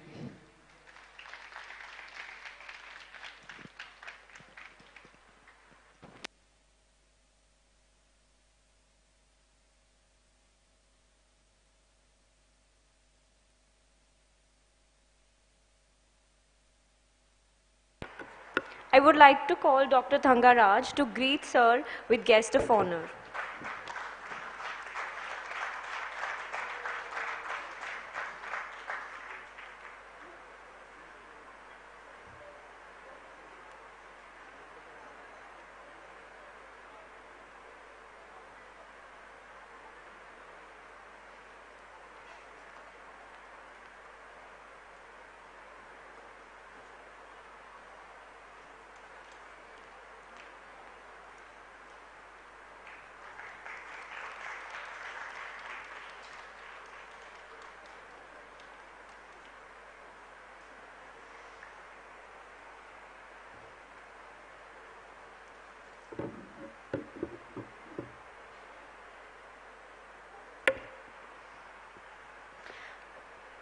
Thank you so much, Doctor, for sharing with us the great knowledge you have.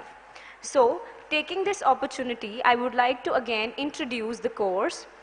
That is Advanced Physiotherapy Clinical Competency Course, Level 1 and Level 2.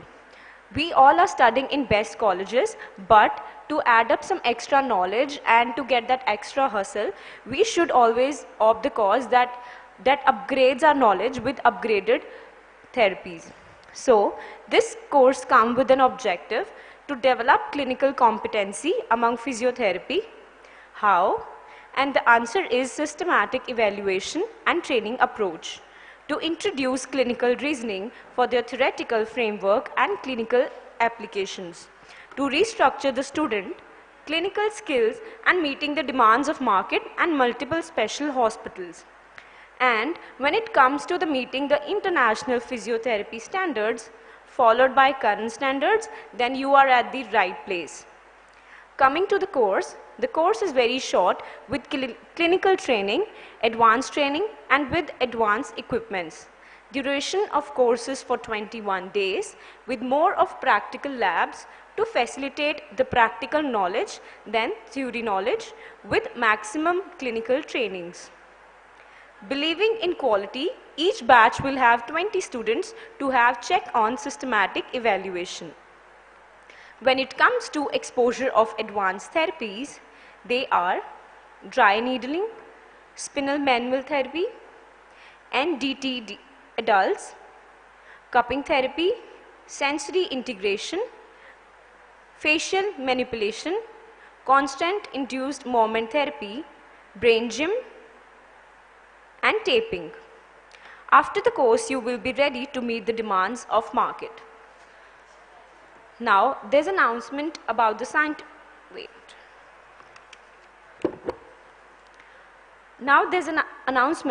scientific paper presentation for senior category.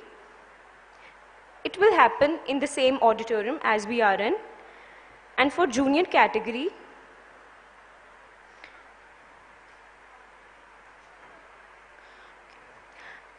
judge for junior scientific paper is about to start in mini hall, ground floor next to auditorium. So participants are requested to assemble in mini hall immediately. The judge for junior scientific paper research will be Dr. Balaji, and for senior paper, the judge will be Dr. Prem. So I request for the junior paper work, participants should assemble in mini hall immediately next to the auditorium, first ground floor.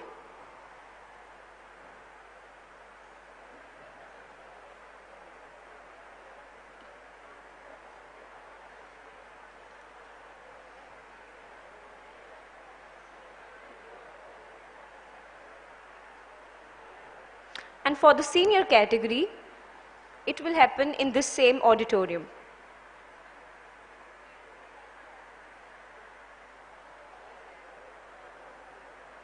Good luck, guys.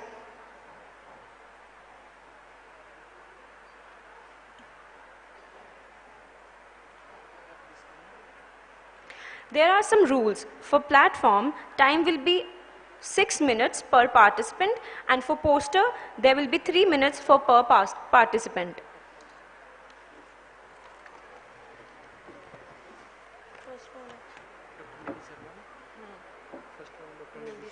Dr. Nidhi Sharma. Sorry, Dr. Sharma. Okay.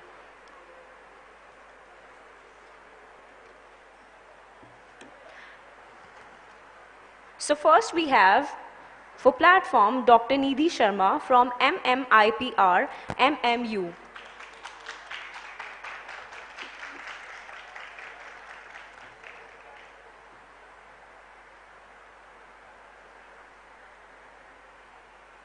Let's motivate her with a round of applause.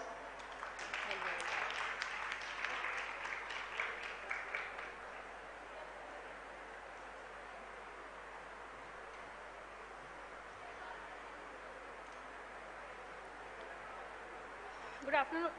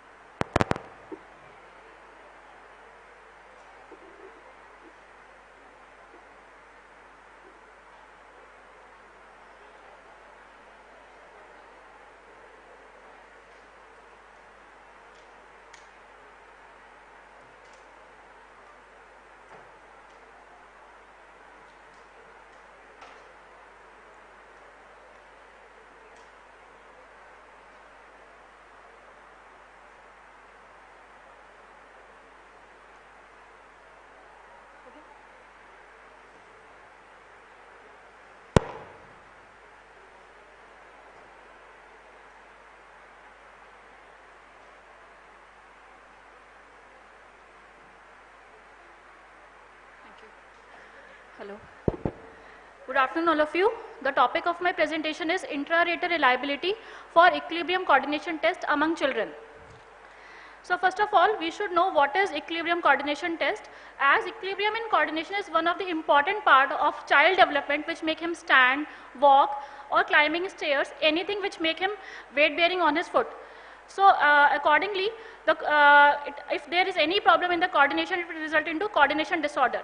So according to the literature review, there are 1.8% to 8% population which are suffered from coordination disorder in developmental coordination disorders, and it was found to be 8 to 15% in the case of attention deficit hyperactive disorders. When we compare with the adults, there are approximately 10% with an increasing age of more than 65 years, and the number goes on increasing if the age group is more than 85 years of age, where it has been found that equilibrium coordination disorders will goes on increasing to 25 to 50%. That will result, if we consider in children, the fall will occur as a result of the coordination disorder, and because of those falls, there are daily adjusted life years after falls among children becomes 40%. So it is very much required to go for those assessment scales that have a good psychometric properties, so that the coordination disorders can very well be assessed. So accordingly, the need of my study is that approximately there are 25 equilibrium coordination tests, and out of those 25 equilibrium coordination tests, only few of them shows the reliability or the good reliability, and none of the equilibrium coordination tests has been focused on walking that are reliable, that are found to be reliable. So it is a need to find the inter-rater reliability of such coordination tests which may include, which are focused on the walking pattern. So these are the review of literature which says that there are so many coordination tests have been reviewed, but only few of them have the inter-rater reliability, and out of those only one leg standing with eyes open, that is in 2014, have been found, which focused on standing, not on walking even, that is found to be reliable with the ICC value of 0.99. Now what is my aims and objective? My aims are to establish the inter-rater reliability of equilibrium coordination tests among children. So what all equilibrium coordination tests I have chosen, the objective of my study were to find the inter-rater reliability of sideways walking, tandem walking, cross-stepping, heel walking and toe walking among the children of 8 to 15 years of age. Now come to the methodology. The methodology parts include the study design, which includes, it is a cross-sectional study, and among that it is a reliability testing. So the study participants were 103 typically developing children, and the age group included were 8 to 15 years. The sampling method were included, stratified random sampling, and the stratification has been done according to the age of the subjects. The selection criteria included, the inclusion criteria was typically developing school-going children with an age group of 8 to 15 years of age. Both male and females were recruited. They should be able to follow verbal commands and walk independently. The exclusion criteria was fracture of the lower limb in last 6 months, any developmental disorder, any condition that may affect the health status of the participants, any open wounds, any external assisted devices if they are using, any congenital anomaly that may affect the lower limb.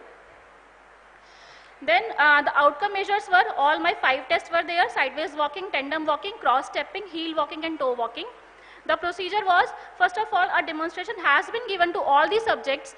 Then they were asked to walk on a 10-meter walkway. The time taken for each test was recorded. The order of each test was randomized, and 3 readings for each test has been recorded. The data analysis, to check the normality of the data, I used Kolmogorov-Smirnov test, and to check the intra-rater reliability, the Shroud and Fleece convention with a 2-way mixed model effect has been used, and it has been expressed in intra-class correlation coefficient and Cronbach's alpha. So these are the pictures performing all the tests. That the first picture is sideways walking, then tandem walking, this is cross stepping, then one is heel walking, and the last one is the toe walking. The results are, first of all, the normality of the data, which shows that the data was not normally distributed, all the except the BMI. Now the ICC and the Cronbach alpha value shows that all my outcome measures show high correlation coefficient, excellent correlation coefficient with an excellent Cronbach's alpha value. Now come to the discussion part. As many of the reviews shows works on the clinometric properties of the outcome measures of coordination, which can assess the coordination of balance or balance in among children.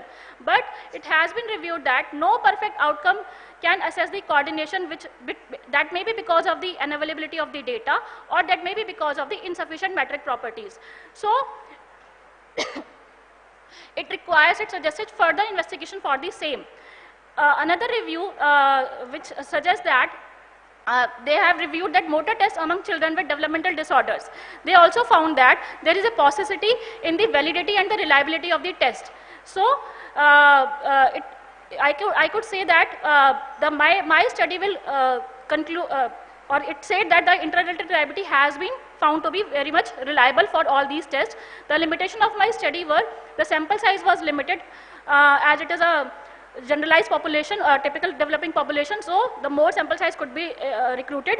And it was also found that there may be a limitation, that motivation of the children could be a limitation for my study, as to maintain their motivation, to maintain the patient subject walk in a definite direction in a particular manner, that could be found to be difficult to maintain it. The strength of my study was the test was very simple to understand, they were easy to administer, and the children will not feel any cumbersome method to perform it.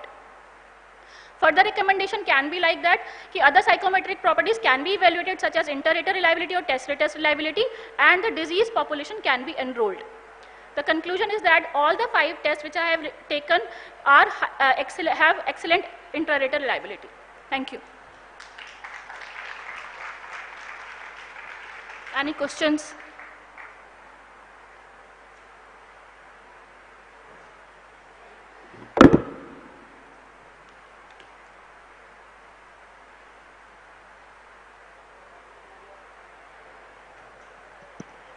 Check. Yeah, good presentation. Thank you, sir. What is the why those 5 tests were selected? Yes. Why? What is the reason? There are other tests. What is the reason to select those 5 tests? Sir, actually, those 5 tests have been selected. That is on the basis of the equilibrium coordination test, which focused on walking. I have done a systematic review also, and in that review, I found that most of the tests, there are many tests, as I told you, that equilibrium coordination, there are approximately 25 equilibrium coordination tests, and some of them have the normative reference values, and some of them are reliable also. But of these tests which I have recruited, they are easy to perform, and the children will not face any kind of difficulties. I can do these tests in any of the environment, like in school environment or the home environment. So that's why I have taken these 5 tests only. Okay, that's a presentation was good. Just that rationale why those tests were out of 25, why these 5 tests? Some rationale, some reasoning. If it is included in introduction, it will be nice. Okay, sir. Okay. Then why it is done in normal children? Because, sir, first of all, the primary aim was to find the reference values for these children, and as it is a part of my PhD study, so I found that along with the reference values, I could find the reliability values also. So, because I need to find the reference value, so I have recruited the normal children. So then only we can compare with the disease population, or we can compare what is the typical values and what are the atypical values. So what's your PhD topic? This is part of it. This is my PhD topic is normative reference values of these 5 tests among children of 8 to 15 years of age. Okay, okay, fine. Yeah, good. Thank you, sir. Thank you, ma'am, for the nice presentation. Thank you, sir. I have a couple of questions. Yes, sir. One is in your outcome measures slide, in which you have shown the pictures Yes, sir. of the different tests that you have included. Yes, sir. I think by mistake probably you might have included that toe walking. It looks like heel walking over there. Yes, sir. Probably. That is what Yes, one sir. thing. Yes, sir. Yes, sir. And my second question is whether you have tested these 5 different walking coordination tests on this cemented ground or on a non-cemented ground, wooden platform. Sir, it is a cemented ground only, Okay. not a wooden platform or the muddy ground. It is not like that. It is a cemented ground only, with a comfortable footwear. Okay, with a comfortable footwear. Yes, sir. Okay, so all the tests will be performed with the footwears on, not Yes, with sir. the barefoot. Yes, sir. Okay, thank you. Thank you, sir.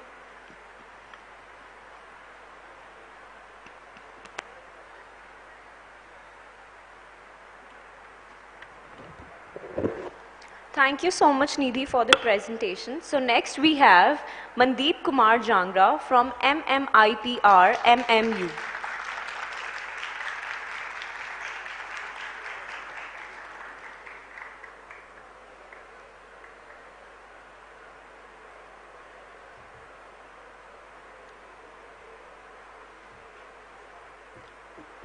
Good morning, everyone.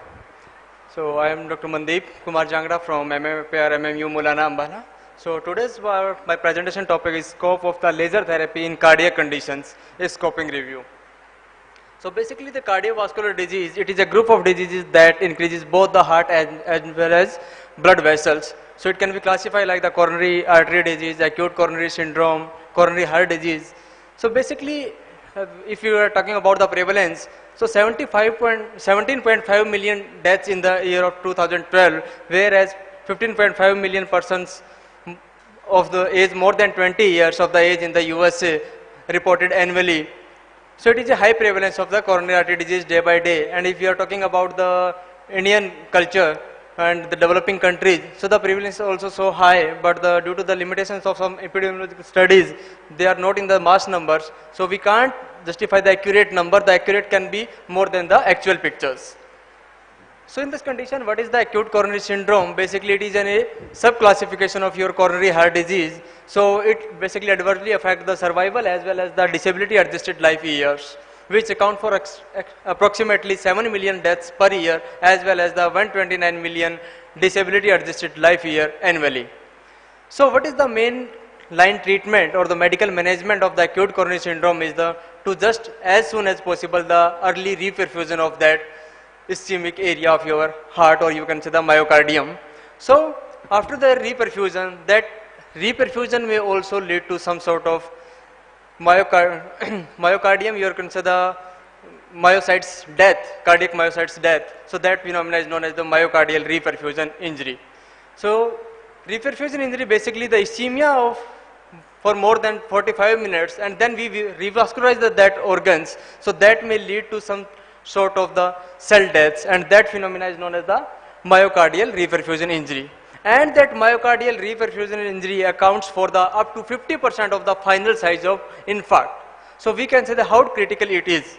Actually, we revascularize the tissue to prevent that infarction or the cell deaths, but that reperfusion or revascularization also lead to such kind of the cell deaths, and that accounts for almost the 50%.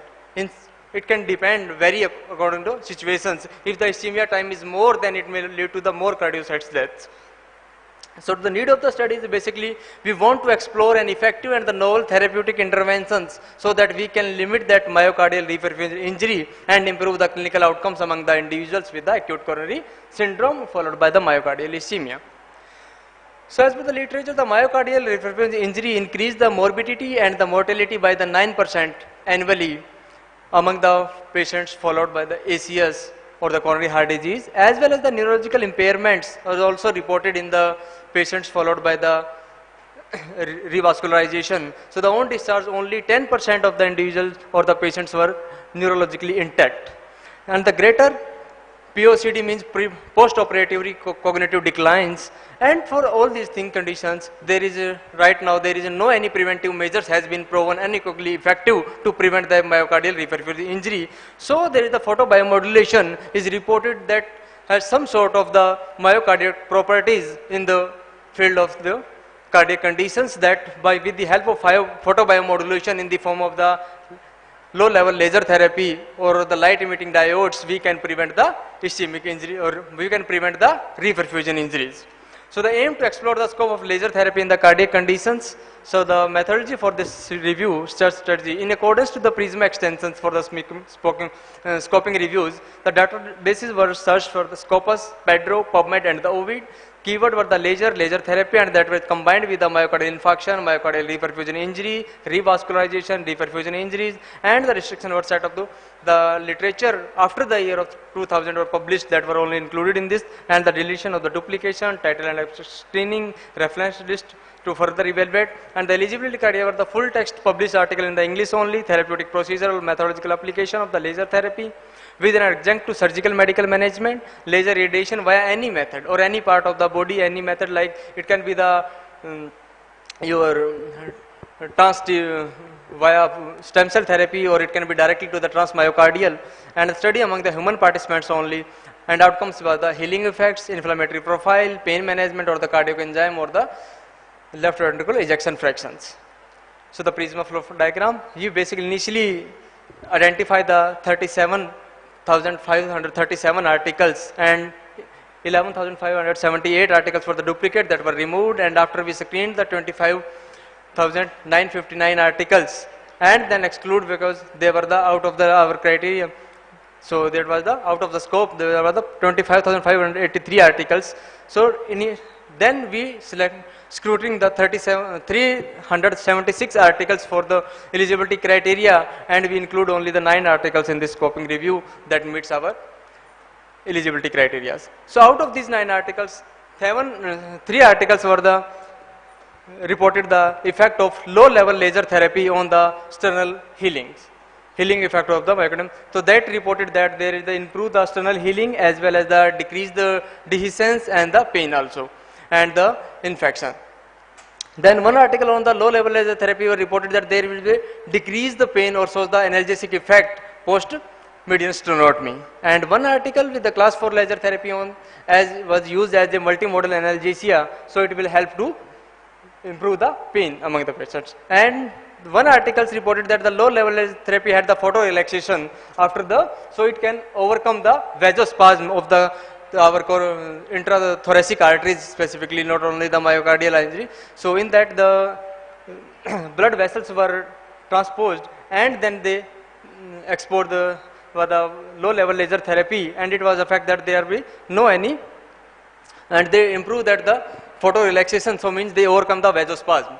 And one article with the low level therapy reported the restenosis that prevent restenosis, and it will also decrease the risk of major adverse cardiac event followed by a CABG or followed by CABG specifically. So bypass grafting, it prevent the major adverse cardiac effect as well as it improve the minimal lumen loss that is very usually after the bypass graftings, as well as one study reported the low level laser therapy effective to improve the cardiac cellular damage, as well as one study to conduct the feasibility of the low level laser therapy stimulated stem cell therapy on the cardioprotective effect. So it was the basically transtibial laser irradiations and applied before the PCI. So the door to balloon time was almost equal, there was no door to balloon time difference, and it having the very much better outcomes. It improved the left ventricular ejection fraction as well as the decrease the level of the cardiac biomarkers, so it improved the inflammatory profile also. So on the ground of that, so we want to discuss the analgesic effects. So means laser introduce the analgesic effects also as well as the photorelaxation effects. It prevent the restenosis, improve the inflammatory profile. That means it can prevent the reperfusion injury, as well as it is, if we apply the laser therapy pre-PCI, that it also improve our outcomes without delaying in the door to balloon times. And but the some sort of that there is the limited in that numbers. There are the very less clinical studies among the human trials, human models, as well as the very studies who are already published were the very low sample size, as well as the single study with the class 4 laser therapy, and which also focus on the pain management. Strength of this study is that it is the first of kind exploring a neglected issue, that is our myocardial reperfusion injury, and concise search strategy, as well as future recommendation dash. So to explore the cardioprotective effect of the laser with any kind of low level laser therapy or high level laser therapy. The clinical trials with various dosimetry also we can assess, and with the among the large sample size. So conclusion means we conclude after this scoping review that laser therapy shows the positive outcomes in cardiac complexity, but we need to explore more in the interest of the patients as well as to improve the outcomes in the patients with ACS. So thank you. Any questions, please? Yeah, good presentation. Thank you, sir. That's an important topic. Just want to understand, is this cardiac condition means post CABG or is it post MI or post angioplasty? What are the conditions it has been applied? So basically we can apply any sort of the conditions when patient report with any kind of the cardiac tissue. It can be the acute coronary syndrome. Basically we are focusing in that tissue, basically acute coronary syndrome. So we basically focus on the revascularization only, but that may lead to the myocardial reperfusion injury. So with the help of laser therapy, because in the one study it is already reported that we apply the laser therapy pre-PCI, it will also improve the our outcomes. It control the in our cardiac biomarkers, it improve the biomarkers in inflammatory profile as well it improve the left ventricular ejection fraction also. So both the way pre revascularization or post revascularization, in the both the methods it can help to prevent overcome this. Is it an alternative to angioplasty? Yes sir. Is it an alternative to angioplasty or it's just a local perfusion which it improves? Sir, we can't replace the PCI, but it can be an adjunctive therapy to improve the outcomes. Okay. Yes. Yeah. So what is scoping review? How it is different from systematic review? But scoping review is basically done to just identify the lacuna basically. So what is the lacuna is there? Because there are the several studies that basically reported the photobiomodulation having the cardiac protective effects, but not specifically in the human models and all. And most of the studies are among the animal models only, in vivo and in vitro itself. Good, good. No, good presentation, good work. Huh? Yeah. Thank you so much. Any other questions? Yeah. Thank you so much, sir.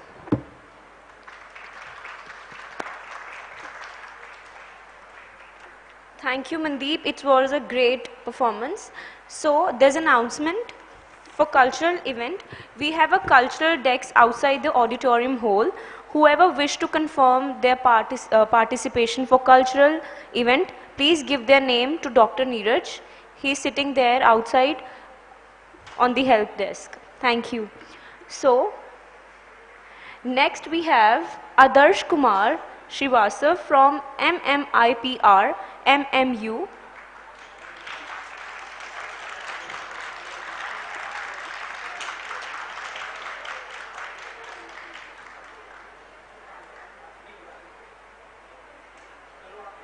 Good luck.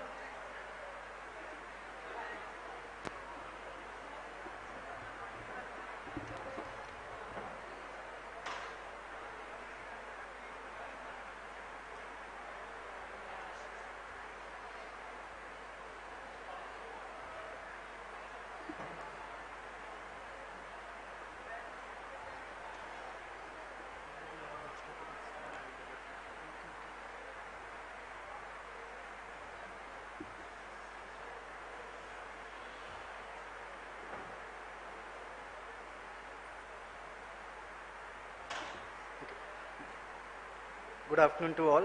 Myself Adarsh Kumar Srivastav. So today I am going to talk about the topic that is high intensity laser therapy in the management of hamstring muscle tightness. This is just a preliminary report.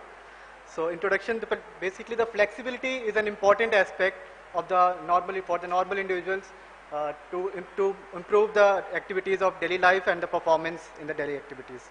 Hamstring tightness is a very most common conditions among the younger adults, because most of the time the younger adults and the students are spending their time in the lasers activity and the sitting activities. So it can lead to the decreased range of motion and the varieties of other musculoskeletal issues that is very common in the younger adults. So basically the need of my study is to, it can cause a postural disorder that is currently due to the sedentary lifestyles. And most of the so workers spend their times in the offices, educational settings. It can lead to decrease the soft tissue flexibility, in particularly two joint muscles. And till date, there is no established evidences on high intensity laser therapy to reduce the hamstring muscle tightness. So my aim and objective is to examine the effect of high intensity laser therapy on hamstring muscle tightness, as there is a very little evidence.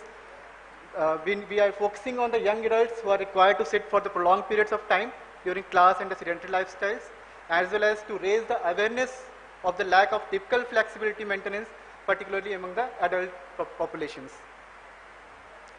So my hypothesis was that high intensity laser therapy might be helpful to improve the hamstring muscle tightness among the younger adult population. Till date, the various literatures are available on the low level laser therapy, but on the high level laser therapy, very little evidences are available in athlete populations. So this is my methodology.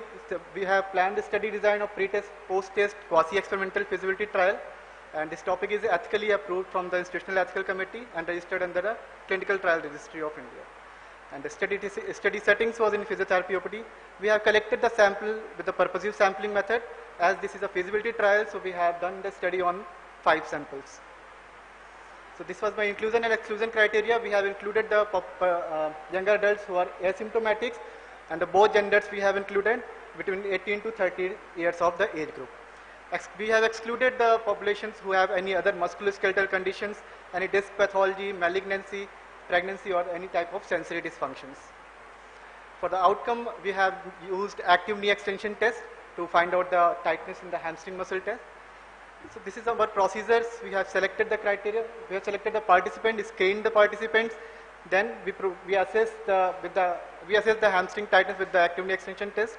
And after that, we have given the HILT interventions for 3 days in a week up to 2 weeks. And after that, post-intervention, we again assess the hamstring tightness with the active knee extension test. So these are our HILT intervention doses. We have used wavelength of 980 nanometer, intensity with 3 watt per centimeter square.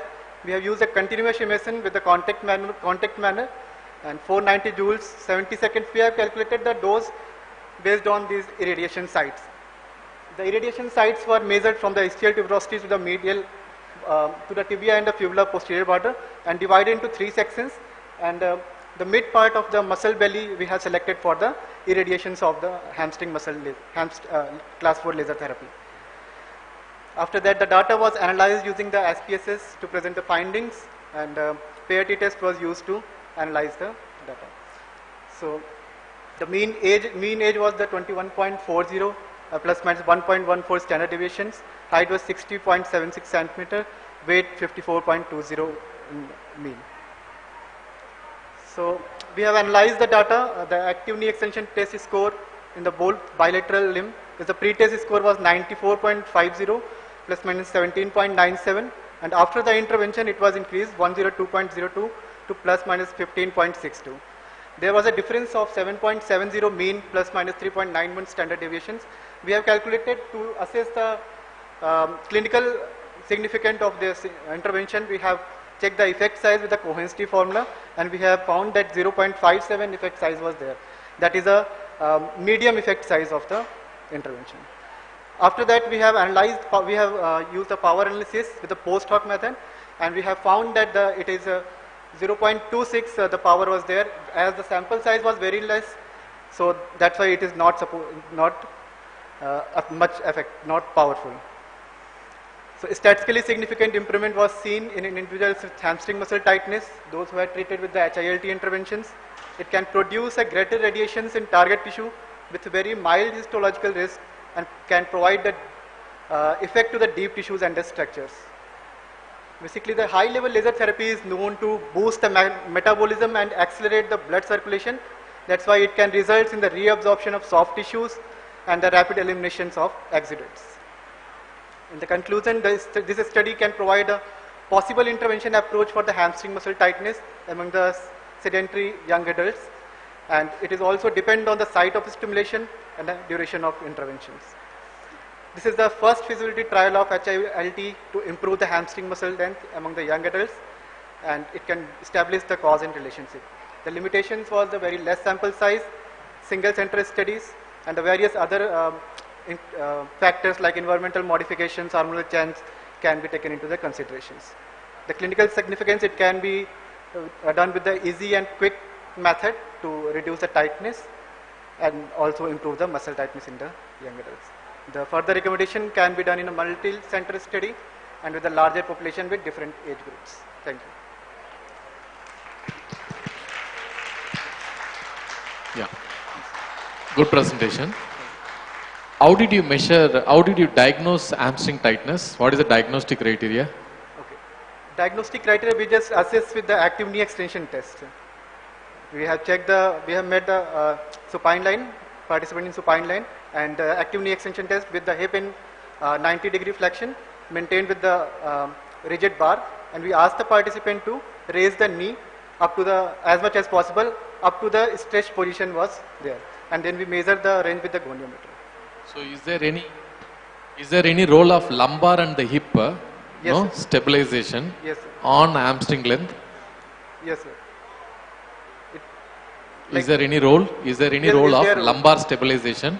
So there is a principle, no, relative Lumbar flexibility. And lordosis can be increased if the hamstring tightness is there. okay, because the root cause of hamstring tightness can Yes. be lumbar, relative Lumbar, flexibility and relative stiffness. Right. So have you taken care of that? No, as we have included only with the younger adults, so we have excluded those criteria. Yes, sir. Yes, sir. Thank you, Adarsh, for the nice presentation. Thank you. I have a couple of questions. Yes. One is, what is the baseline value of hamstrings tightness? You have only told about the test, the method through which you have measured the tightness. But what is the baseline criteria to include whether some asymptomatic young adults, they might having a hamstrings tightness, the baseline value of knee extension is around, for example, 30 degrees. Some might have 50 degrees. That is the first stretch when they experience it. Yes, sir. I think there should be one minimum baseline criteria or one baseline value. It must be there so that you can have the participants with the hamstrings tightness of the same baseline in your study. Yes, sir. Okay, Yes, one sir. is this. Yes. And second is there any dire need of exploring the laser therapy treatment for hamstrings tightness, because we have many other treatments available at a very low cost, Yes, sir. to improve the hamstrings length in the patients. Yes, yes, sir. Actually, it can be, if the this intervention can be successful, it can be used for the sports people also, like if the certain, because the high intensity laser therapy can reduce the tightness in quickly, like it can provide the deep hitting, and it can take a very less time to treat the tightness of the muscles. So, But application of laser therapy will need a lot of sessions. yes, sir. But we have several other means through which you can give the prompt increase in the length of the hamstrings. That is very important for the sports player to return to the sports on the field, if you are including the sports person in the study. Yes, sir, right. And more so, it is not that cost-effective treatment modality that everyone can afford. But Yes. still, it's a new intervention that you are going to explore, and it will add on into the other tools that are available to improve the hamstrings tightness. Yes, sir. Thank you. Thank you, sir.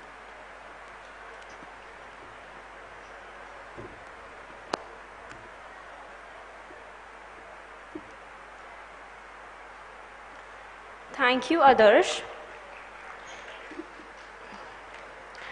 So the participants who wish to participate in cultural event, please register their names outside the auditorium to to Dr. Neeraj. So next we have Akansha Saxena.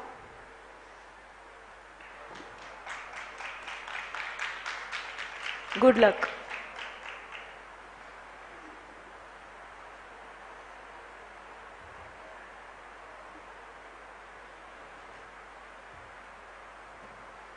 Good afternoon, everyone. The topic of my presentation is Generation and Content Validation of Physical and Vocational Rehabilitation in Paraplegics, an interview guide. So, as we all know, spinal cord injury is one of the most distressing medical conditions, with the estimated incidence in India of about 20 per million per year population, with approximately 20,000 new cases of SCI added every year. Most of the patients of SCI are in India, in developing countries, are the paraplegics and are in the early age group, which are the main earning members of their family.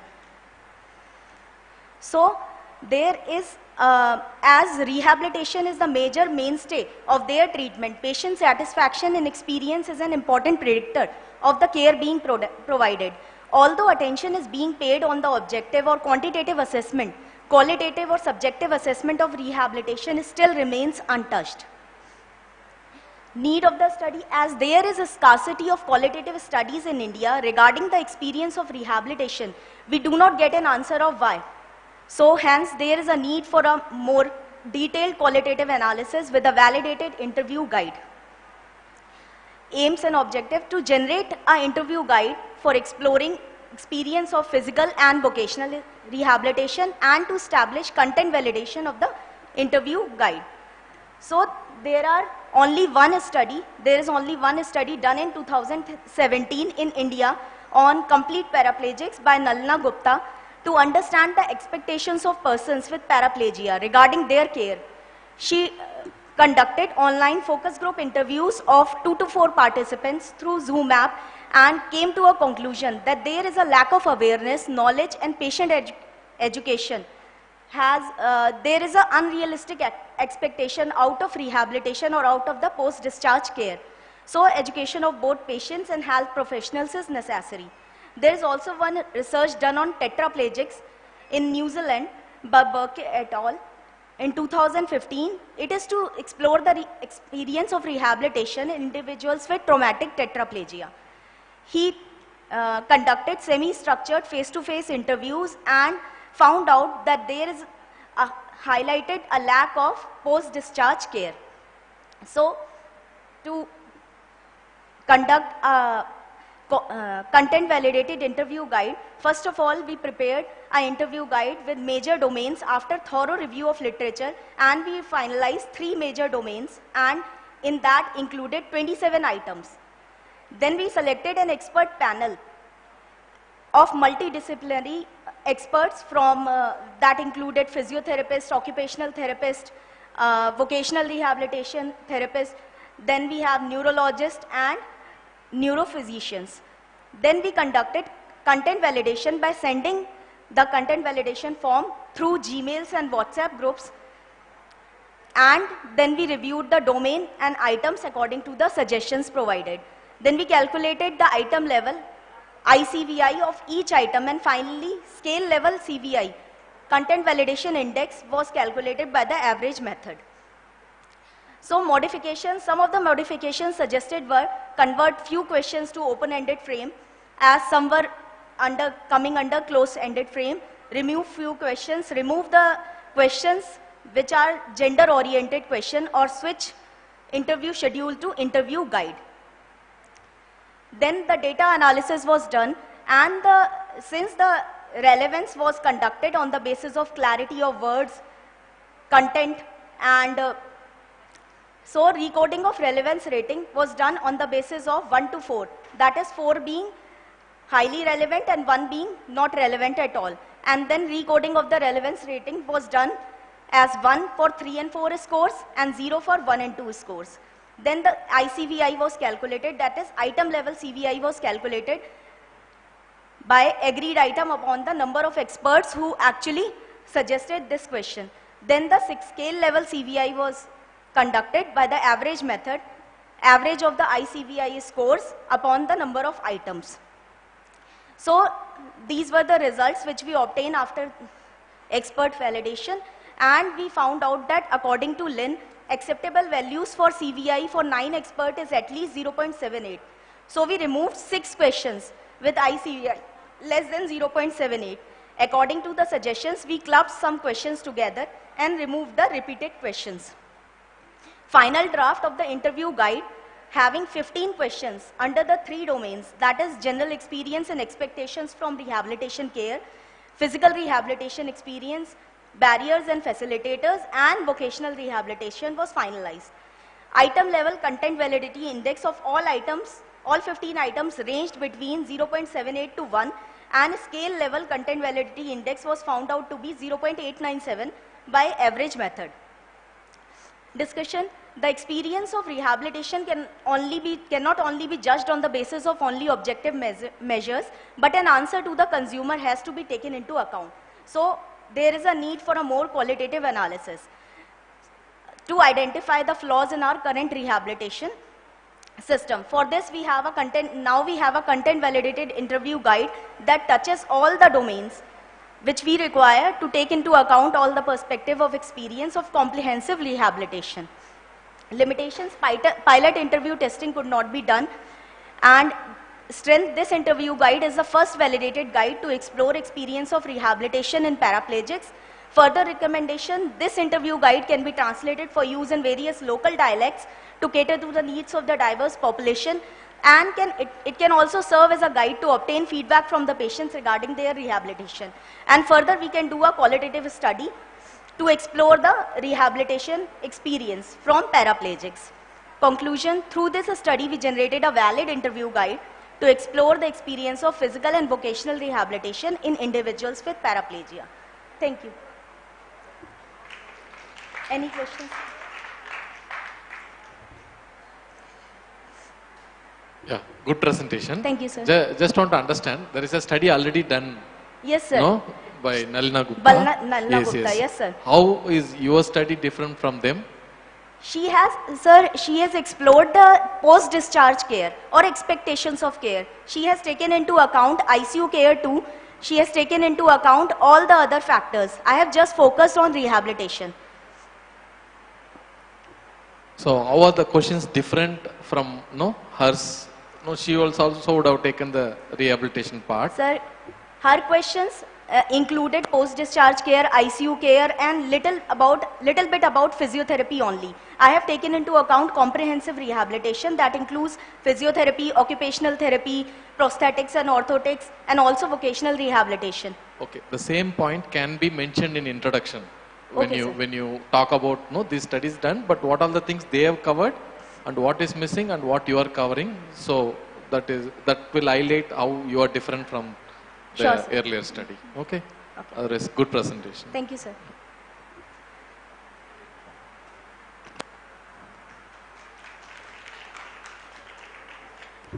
Thank you, Akansha. So next we have Kanu Goyal. Good luck. A very good afternoon to everyone.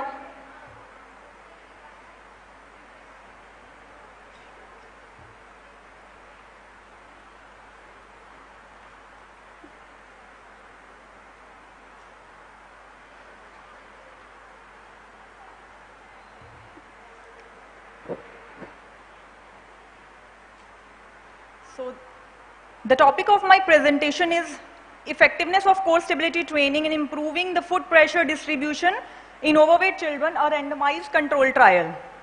So starting with the introduction, in India, the prevalence of overweight children ranged from 6.1 to 25.2%. Researchers concluded that obese and overweight children develop morphological foot variations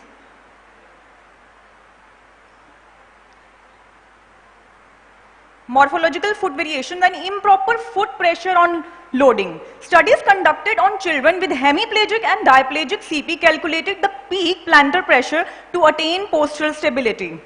So to the best of our knowledge, no published studies are available among the overweight children. Overweight children are associated with low neuromuscular function and postural deformities. So the research question comes that whether by improving the core stability among overweight children would improve foot pressure distribution. So this is, I think this slide is,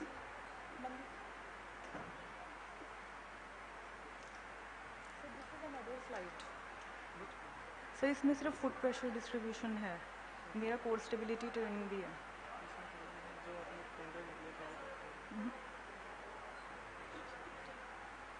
Sorry for interruption, some problems.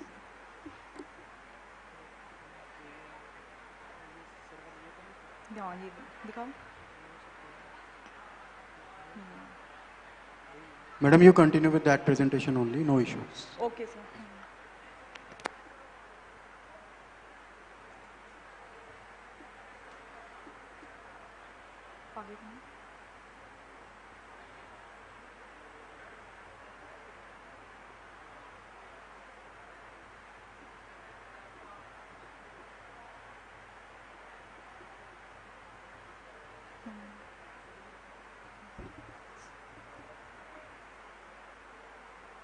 Madam, you continue with the presentation. Yes, hypothesis, right? So hypothesis, Null hypothesis, no significant difference will be seen after core stability training, and alternate hypothesis is significant difference of core stability training on both core stability and foot pressure distribution in overweight children in both the genders. So review of literature, many studies has been conducted, RCTs has been done, which shows that after the intervention, which includes the core stability training, it actually has the effect on the core stability and the balance and foot pressure, but in Down syndrome and the cerebral palsy, spastic cerebral palsy. But there is no study conducted in the overweight children and the obese children. So aim of the study is to explore the effectiveness of core stability training in improving both the dynamic and static balance and foot pressure distribution. So study objectives are to determine the efficacy of CST to improve the foot pressure distribution and to improve the dynamic and the static balance in the overweight children. So methodology, the study design is parallel design, non-blinded, two-group pre-test and post-test RCT, and study settings, participants' home care setting was chosen as it was COVID-19 period. So the treatment protocol was taught to the children at home. Sampling method was purposive sampling, and sample size estimated actually was 26 in each group, but because of COVID-19, 10 in each group were taken. And participants were overweight boys and girls. Ethical clearance was taken and the study duration was March 20 to March 21. Eligibility criteria, inclusion criteria, 8 to 16 years old, both boys and girls, and BMI, as I told, that only overweight children were taken, so 85th to less than 95th percentile. Exclusion criteria, uncooperative participants, upper or lower limb fracture or injury in recent 6 months, and any musculoskeletal or neurological disorder affecting core strength and balance. Participants refused to participate and unable to attend the whole sessions during the research period. So outcome measures which were used were single leg stance for static balance, Y balance lower quarter for dynamic balance, and Podia scan data sheet Harris mat kit for the foot pressure distribution, and Chattanooga pressure biofeedback unit to check the core strength of the participants. So intervention protocol, we got a copyright for this. Level 1 exercises, mat exercises, and level 2 exercises, Swiss ball exercises. So as you can see that children were taught level 1 exercises 3 weeks and level 2 exercises for 3 weeks next. So it was a 6-week protocol. So we got a copyright for this. Data analysis, normality test, Shapiro-Wilk test as the sample size is less than 50, and parametric test, pair t-test, independent t-test were used in the study, and non-parametric test, Wilcoxon sign rank and Manu-Whitney test. So I will show you the results in the form of the graphs. You can see that as it is the core stability training, so there was significant improvement seen in the core strength between the groups, experimental group and the control group. And foot pressure distribution, also there was a significant improvement in the redistribution of the foot pressure, and you can have a look that there was significant improvement between the groups, experimental and control, and even the improvement was seen within the group. So discussion rejected null hypothesis that there was significant improvement seen in both foot pressure also and balance also, static and dynamic, and the results procured in this present study were supported by the study conducted in children with Down syndrome, which proved the effectiveness of core stability in improving balance. So the limitations of the study were limited geographical area and small sample size, lack of long-term follow-up of the results obtained due to pandemic situation, and only the introductory sessions was under direct therapist supervision as it was the COVID-19 pandemic period. So strength of the study, comprehensive and detailed result analysis, post hoc power analysis revealed that the study is sufficiently powered and there was no loss to follow up, strict compliance to the intervention protocol. Future recommendations, larger sample size and extend the study among the obese children. Clinical implications, core strengthening may lead to improvement in the distribution of foot pressure to avoid the detrimental effects of excessive weight bearing on one particular region. And it may definitely will lead to train the overweight and obese children in the sport activity, as we know that if more core stability will be there, then student can engage in, obese children and overweight children can engage in the sports activity after core stability training. And conclusion of the study determined the improved core strength and showed the redistribution of foot pressure in each region of both right and left foot. Thank you. Yeah. Any questions? Yeah, good presentation. What is the relationship between foot and the core muscle? Why to correlate? Actually, sir, if there will be weak core, then we have seen that there will be the weight of the child will be distributed, like in one side it will be more and to other side it will be less. So we have seen that in children who are obese and overweight, so the weight is not equally distributed, and many patients come in the OPD with flat foot also and with other conditions also, foot related conditions. In that we go for the assessment, there is some problem in the distribution of the weight. So that is why it was done that after core stability we check that whether the redistribution occurs after core training or not. So there is a relation between this. How long was the training? Sir, it was 6-week protocol, as I told. 3 week was for the mat exercise and 3 week for the Swiss ball exercise. So alternate days, so that child would not get fatigue. So what kind of core exercises? Is it bracing? Sir, as I told you, is it bracing, hollowing? Yes, sir. Is it bracing, hollowing? What type of yes, sir. core? Sir, different exercises, like from mat we started simple core training, like with tummy tuck in and with movements of the leg, and there was a protocol I will show you, and different easy exercises were taught to the child so that child will get engaged and there will be no problem in understanding the exercises. I will show you. This is the training protocol, sir. Like level 1 mat exercise starting with the side lying. So tummy tuck in was taught to the child, and in all 4 position, in Superman position. Okay. And Swiss ball exercises. So the exercises were taught were very easy to understand because the age group was less. Fine. Yeah. Thank you. Good.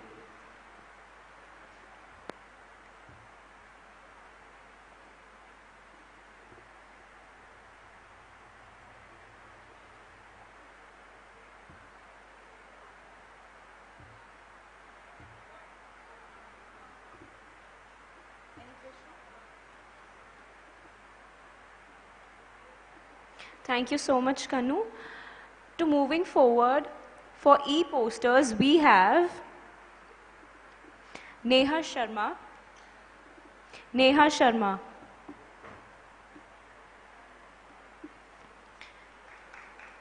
And guys who are asking for the course details, there's a brochure in your bags. Please do check it.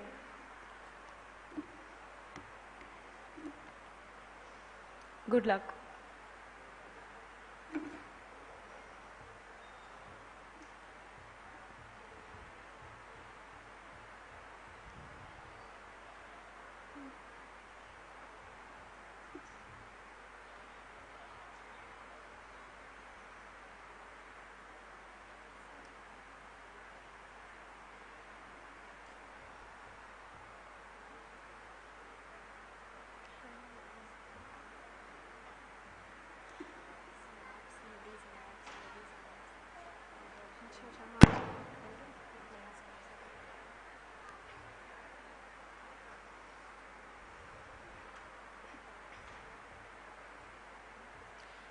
Good afternoon, everyone. So the topic of my e-poster is a scoping study of multisensory stimulation on reducing neonatal pain. So introduction, mainly the neonates are unable to express pain when they are admitted in an ICU. So multisensory stimulation mainly acts on the primary senses, which helps in reducing neonatal pain. So methods for the study, I followed the Arksey and O'Malley, Liveco and O'Brown and JBI methodology for conducting this scoping review. So the main electronic databases I searched were PubMed, SYNAPSE, Scopus and Pedro. So study selection I have done based on the Prisma checklist. So initially I have conducted the initial search, which mainly include 389 articles, and after that I have done title and abstract screening with the software Ryan. So after title and abstract screening with the Ryan software, the total articles obtained were 8. So among 8, 6 were RCTs and 2 were observational studies.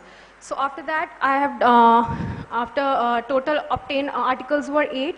So among 8 articles, the total 6 RCTs, the main result findings were that MSS is the frequently used method, but implementation of the MSS is differed in all the articles. So, and the MSS is the mainly the frequently used method for reducing pain as well as the stress levels. So conclusion of my study is that MSS is having the beneficial effects, but not widely explored. Overall or globally, only 3 countries are practicing the MSS. They are Italy, Indonesia, and Iran. So therefore, we propose the study protocol and foremost to be published in the Pediatric Physical Therapy Journal with impact factor 1.843. So the article is almost accepted and about to be published in the Pediatric Physical Therapy Journal. Thank you, everyone.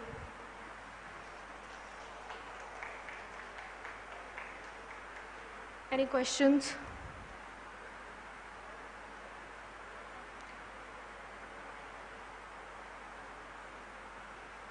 What is your conclusion here? Have you mentioned here? Yes. Okay. Yes, sir. Can you repeat it? Conclusion? So, multisensory stimulation, among all the total 8 studies, it is a beneficial approach for managing the neonatal pain, but it is not practicing in all over. Only 3 countries are practicing this intervention in NICUs, and India also lacking. So that's why we propose the study protocol, and this is my PhD topic. So I am also practicing the same in India. So from India, it is the first study. Yes. Okay, that's fine. Okay, thank you.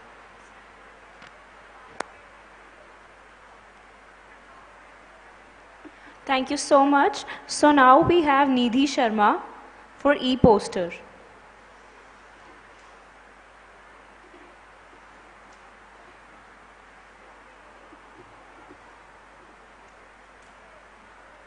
Good luck once again.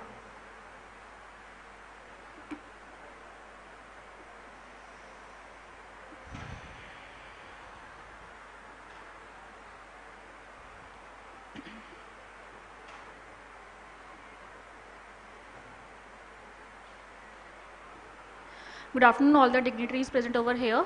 So the topic of my poster is the psychometric properties of outcome measures assessing coordination in children, a systematic review. So according to all the reviews present previously, it says that there are some reviews which assess these metric properties of the outcome measures for limb coordination among adults as well as children. But little literature is available regarding the psychometric properties, or which can say that these are the psychometric properties of the outcome measure which assesses the coordination among children. So my objective is to review those scales or tests that assesses the coordination among children, their psychometric properties and the limitations.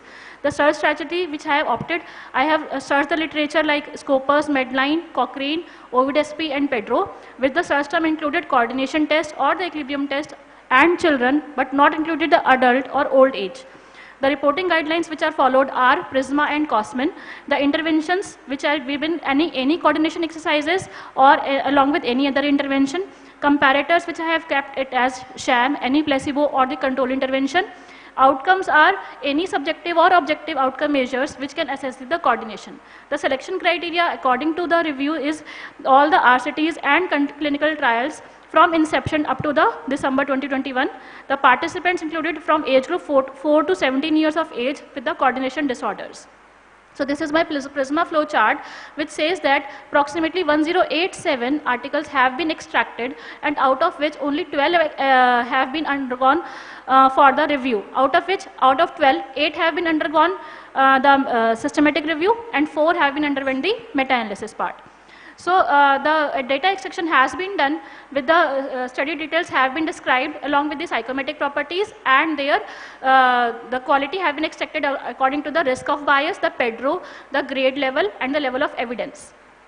That it is found that no perfect outcome measure has assessed the coordination outcomes among children except the corpor coordination test among children, and the meta-analysis which shows that there is a high heterogeneity where the I-square value is 95%, which shows that the intervention effect is very much less among children. So I have concluded that there is insufficient evidences for the psychometric properties among children. So it is need to refine all the psychometric properties and to develop such a scale, such a coordination test which can assess the coordination among children with a better psychometric properties. Thank you.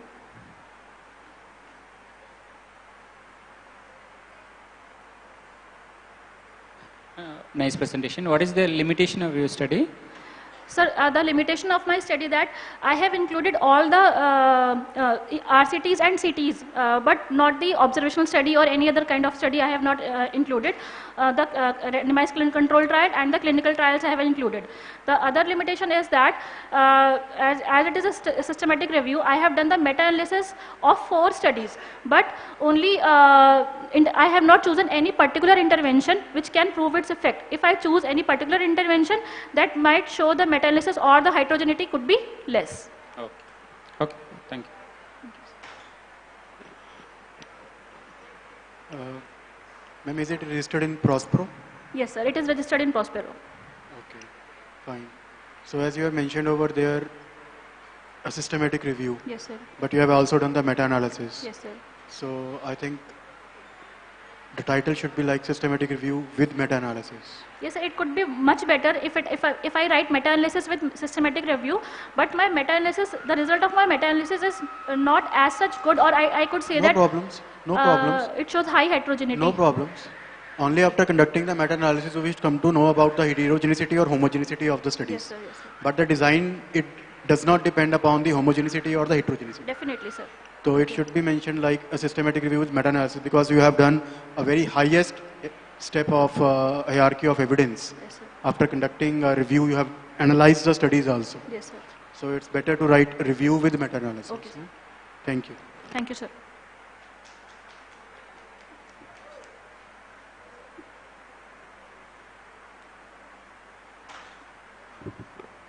Thank you so much, Nidhi.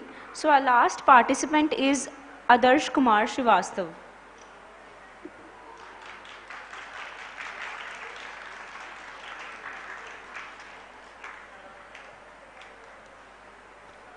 Good luck.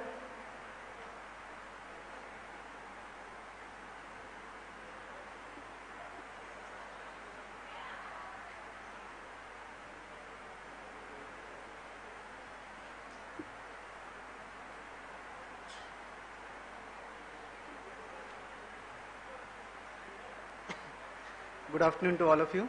So the presentation topic is a test test and iterator reliability of sit and toe test in a healthy young adults. So basically the maintaining the physical activity is one of the methods to prevent muscle loss, and hamstring tightness is the most common conditions among the prolonged sitting populations, those who are sitting for prolonged time and spending time their activities. According to the recent studies, 82% of the population have been founded in a school going children that have been reported with the hamstring muscle tightness. So sit, toe and touch test is a simple, practically applicable and reliable clinical outcome measure that are needed to that are needed for this specific population.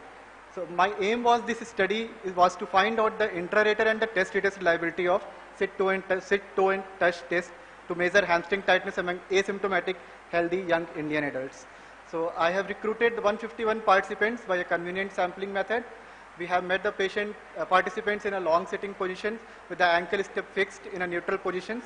We asked the person to extend his arms with the palm down and try to touch the great toe with the middle finger. And with the help of the measuring tape, we have measured the distance between middle finger and the great toe. So that distance can be counted for the difference of the hamstring tightness or the sit, toe and touch tightness. So we have analyzed the results. We have assessed the SEM and smallest detectable change value also. The intra-rater reliability was reported 0.992 and the SEM value was 0.53 with smallest detectable change 1.99. And the test value of sit, toe and touch test was reported 0.903 and 1.88 with 3.78 smallest detectable change. So the reduced hamstring extensibility is a common and assumed to be due to the stiffness or the decreased length of the hamstring muscle group. So the result of this present study indicated that the perception of hamstring tightness can unlikely be associated with the decrease in hamstring length or extensibility. So this reliability values have been found in the study, have been important applications in the experimental group or the clinical settings also. Different researches with the different populations are necessary to support these findings. And the conclusion was to this study can be used as a reliable tool for measuring the hamstring tightness among asymptomatic healthy young adults. Thank you.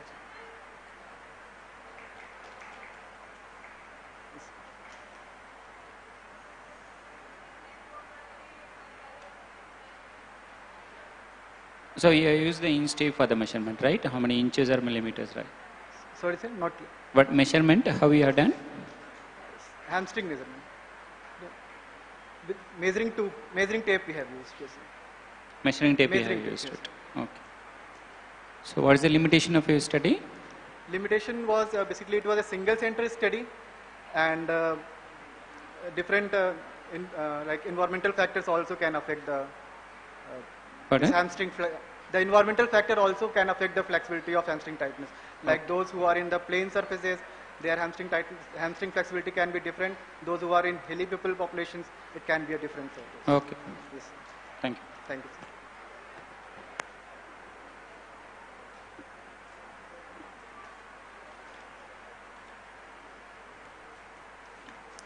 Thank you so much. So here's an end for our scientific presentation.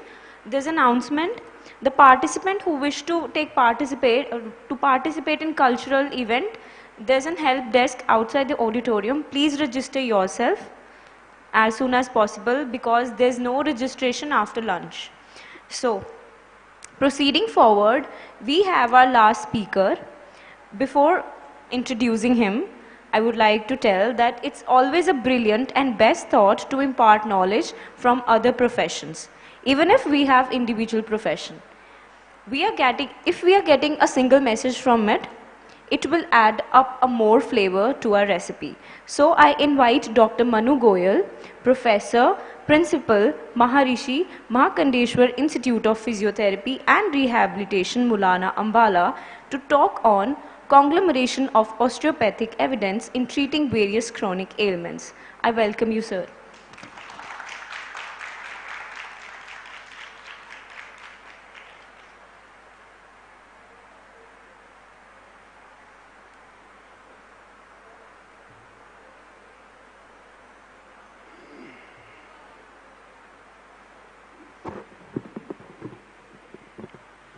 Good afternoon to all sitting here in this hall. The talk of the afternoon is conglomeration of osteopathic evidence in treating various chronic ailments. Why I have chosen this topic? Because I have published many papers after the application of osteopathic manipulative treatments in various kinds of chronic medical health problems.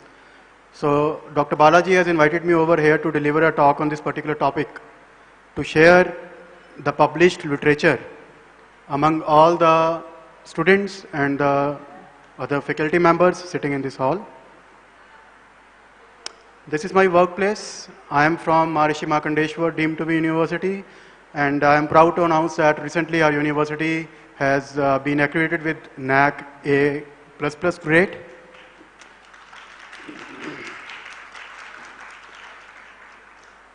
So this is my osteopathic education, and the person who is giving me the degree over here, he is Stephen Sannett, who is the founder director of Osteopathic College of Ontario, Markham, Canada.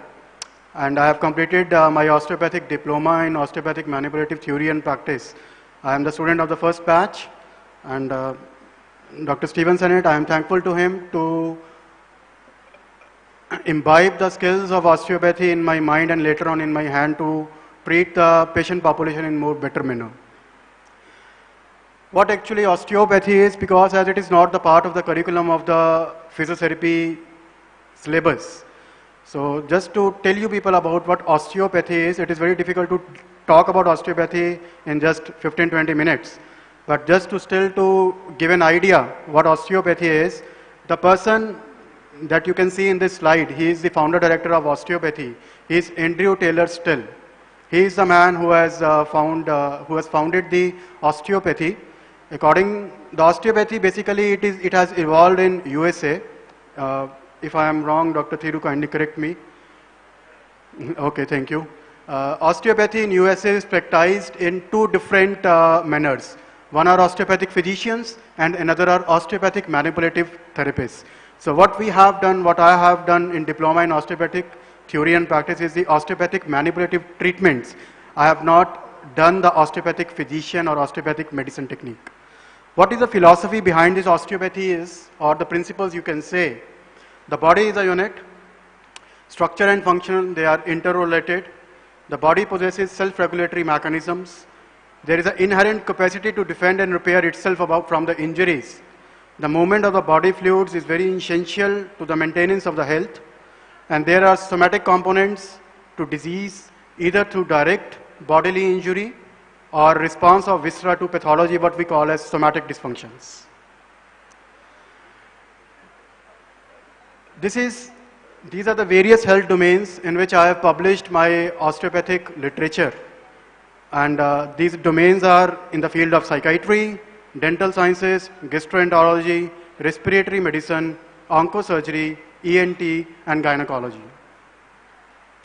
This is my first published literature in the field of psychiatry, in which I have explored the efficacy of myofascial unwinding and myofascial release techniques in a patient with the somatic symptoms. So this journal, this particular case report, it is published in an Indian Journal of Psychological Medicine, which is indexed in Scopus and PubMed and is having a Q3 ranking. So in this case, I have experienced that a female in her early 30s, she approached me with multiple symptoms of mild to moderate depression. As in his talk earlier in the morning, Dr. Thiru, he said you can very easily visualize the depressive patient. So this patient was suffering from mild to moderate depression, body aches, myalgias, GI problems, and then later on with the help of a psychiatrist on the Hamilton depression scale, we measured her depression score, and the psychiatrist along with the medications. Then I told the psychiatrist that, sir, I want to do something related to her somatic symptoms with the application of osteopathy. What this myofascial unwinding is, that in the morning Dr. Thiru said, what actually our mind is. Our mind is not the brain. We have two kinds of mind basically. One is the conscious mind, another is the subconscious mind. And you know, you will be strange to know this, that majority of our mind means 95% of our mind is a subconscious mind. Only 5% mind is the conscious mind. So this particular female, she is having all the negative thoughts related to her problems imbibed in her subconscious mind. And I have tried this myofascial unwinding technique, which is different from myofascial release technique, to just release those negative traumatic incidents, what she has captured in her subconscious mind, to release from her subconscious mind, and the impact of that particular release it has on her symptoms. So what we have noticed that after the application of 4 sessions of this myofascial unwinding, we have got a tremendous improvement in her symptoms related to somatic complaints. And that same study and the same thing, it was published in this Indian Journal of Psychological Medicine. This is the next interesting case, and it is published in the Contemporary Clinical Dentistry Journal, and this journal is also indexed in Scopus and PubMed with a schemago ranking of Q3. This is a patient who has come up with a case, oral submucous fibrosis. He was unable to open his mouth completely. He was unable to even take a sip of water. Along with the dental treatments, the dentist referred that particular patient to me because the dentist is my friend and he knows that I practiced osteopathy, and he referred that particular patient to me. Then I tried all the osteopathic manipulative treatment assessments, and through that osteopathic assessment, I have come to know this, that this patient is having somatic limitations at his occipital atlantal junctions. He is having a reduction in the facial bones mobility, And then what I practiced in this is all the extraoral techniques and the intraoral techniques, and the result is in front of you. That pre-treatment mouth opening was only 10 mm, and after the treatment sessions, it was increased up to 22 mm. And the same literature, same case report, it was published in the Dentistry Journal, which is of indexed in Scopus and PubMed. Then next is, this is an interesting case. It's a young female of 22 years of age. She suffered from abnormal uterine bleeding.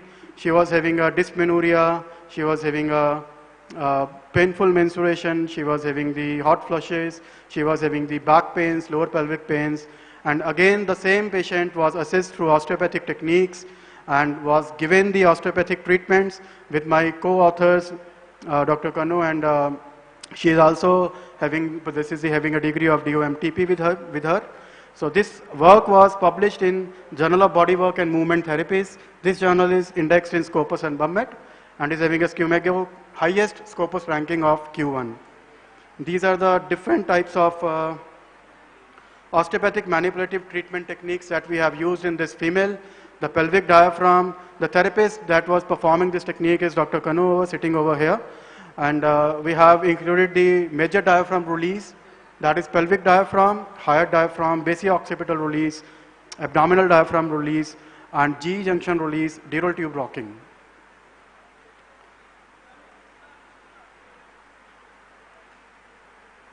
Then this is also the interesting case. A female with the age of 34 years, she visited to me, to the ENT department with a complaint of tinnitus. I hope you all know what tinnitus is. That is the external noise in the ear in the absence of any other noises. So ringing, tinnitus, neck pains, and headaches. She visited to ENT department, and then ENT department, till now there is no cure for tinnitus in the field of ENT. That particular patient was referred to physiotherapy for her neck pains, not for the tinnitus. So I treated this particular female. Again, I did the osteopathic assessments, and what I have found in this case, that this patient is having a dysfunction in her temporal lobe mobilities. This patient is having a problem in her occipito-atlantal junctions, and then she is also having the restricted mobility in her dural tube. So I performed the osteopathic manipulative sessions. 6 sessions were given. And you all can see over here on this skull model, I have shown the technique. This is a technique of mastoid wobble. We call it as mastoid wobble technique, through which we correct the temporal bone dysfunction. The temporal bone, it goes into only one dysfunction, that is a rotational dysfunction. Either it goes into external rotation or it goes into internal rotation. What basically happens in tinnitus is, if you go for the pathophysiology of tinnitus, there occurs the dysfunction in the eustachian tube, which connects the, you all know, it connects the middle ear with the nasopharynx and all. So there is a dysfunction in the temporal lobe mobility. The temporal lobe was restricted in internal rotation, and it has exerted a pressure on the eustachian tube. Air filling was there in the ear, fullness and tinnitus was yielded from it. So we treated that temporal bone dysfunction along with the dural tube rocking, because you know that fascial connectivity is there. And CSF, we call CSF in the osteopathy as a breath of life. By restoring the primary respiratory mechanism, that is the mobility of the CSF in an antidromic and orthodromic manner. So we have improved the symptoms of tinnitus in this particular case, and the same case report is published in the Indian Journal of Otology, which is again indexed in Scopus and is having a Scumego ranking of Q4. This is another interesting case, although it is not published in the Scopus or PubMed journal, but it is published in an index journal which is indexed in Google Scholar and Copernicus. This is the patient referred from ENT, and my co-authors are the ENT surgeons, Nitish Besakhia, Gurchand Singh. You can see in this particular reference given over here. These are the ENT surgeons. Along with them, I have treated this case of globus pharyngeus. But basically this globus pharyngeus is patients, they come and they complain of difficulty in swallowing.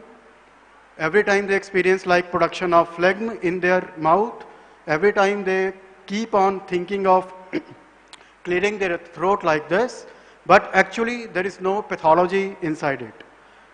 So such cases, we call such cases as globus. And what is the major dysfunction in such cases? It has been found that such cases, they are having the dysfunction in their hyoid bone, and as well as they are having the acute or chronic gastritis problems. So we have treated this particular case again with the major diaphragm release of the body, because all the diaphragms, they are the crossroads. Any restriction in any diaphragm can hinder the movement at any other level. So we have started the treatment with the release of the major crossroads of the body. And then later on, hyoid bone was specifically targeted, and then for the gastritis treatment, GE junction mesentery lift techniques were used, and the patient symptoms of globus were resolved in 6 treatment sessions. And the same study in the form of a case report is published in International Journal of Otolaryngology and Head and Neck Surgery.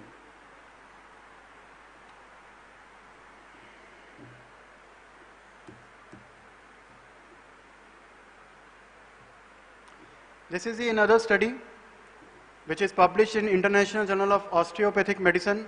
All the studies are case reports because these are only the first evidences that we have published. Now we are working on the RCTs with the more sample sizes to validate actually the effect of this particular intervention that we have used. So this is another case report which is published in the International Journal of Osteopathic Medicine, indexed in Scopus and PubMed with a schemago ranking of Q2. This is a case report of post-mastectomy lymphedema. So we know that all the patients, those who have undergone the breast surgeries, they have a strong tendency to develop the lymphodemas in their upper extremity, and for that the oncosurgeons or the general surgeons, they refer the patients for physiotherapy. So in the physiotherapy, what we do, we go for the pumping exercises, we go for the pneumatic compression therapies, we teach the patients all the active exercises just to prevent the restrictions and adhesions to develop. That is the treatments that we are available in the physiotherapy aspects. But still the results that we get with the application of physiotherapy is not that relevant. There is a tendency for the lymphedema to reoccur. So then again we use this important osteopathic manipulative treatment technique along with the basic ones, the lymphatic drainage. In the second slide, I told you about one of the principles, that is the movement of the body fluid. That is a very important principle of osteopathy. If the body fluids, they do not keep on moving, if they become stagnant, then there is a chances of disease to develop over there in that particular segment, and hence the quality of life will be hampered. So we have treated this particular case with the inclusion of extensive lymphatic drainage principles taught in the osteopathy, and we have, along with the physiotherapy aspects like pneumatic compression and all.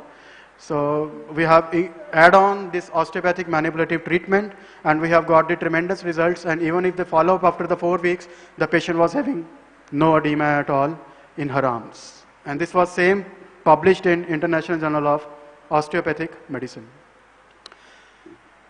This is the case report on the patient who has suffered from pulmonary fibrosis, which is idiopathic in origin. I am not talking about COVID-19 fibrosis over here. It is the idiopathic pulmonary fibrosis. The case report is published in Indian Journal of Critical Care Medicine, which is Scopus and PubMed indexed, and is having a schemago ranking of Q3. So what we have done in this case is, we have incorporated the advanced visceral manipulation, visceral osteopathic techniques along with the basic ones.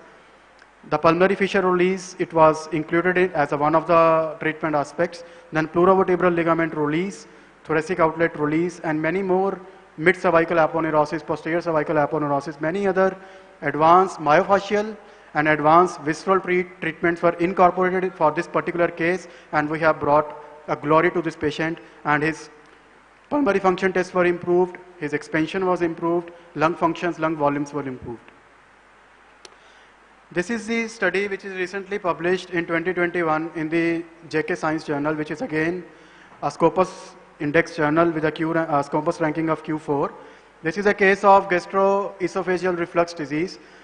The prevalence of GERD is very high in our population because of our lifestyle, our eating habits, and our sedentary lifestyle. So this patient comes to us with a complaint of GERD, heartburn, we can say heartburn, or a reflux which comes from the stomach behind the sternum up to the throat. And this patient comes to us, and with the help of osteopathic assessments and treatments, we have again treated the patient's GARD up to 98%.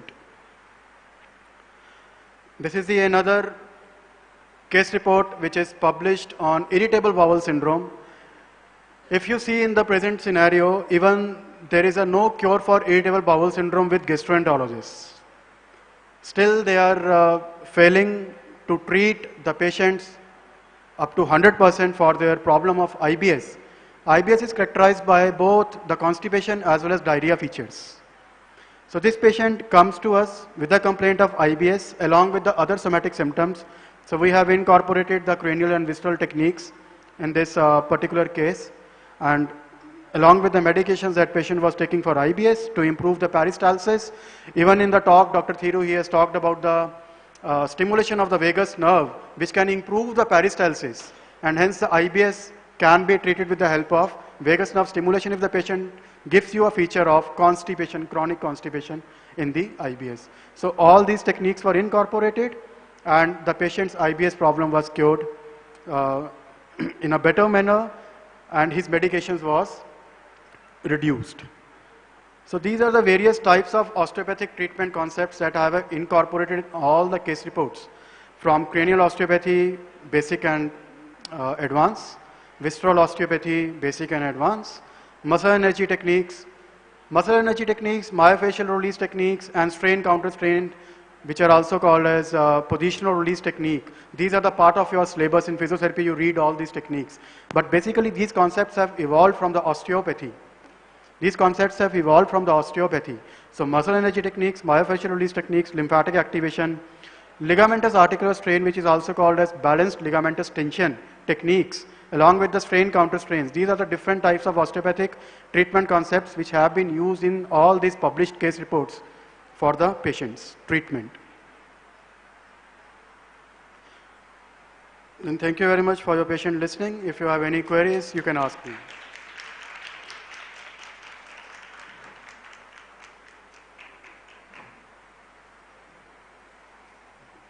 Anything, any audience, anybody, faculty, delegates, any questions? I will be happy to answer all those. Thank you.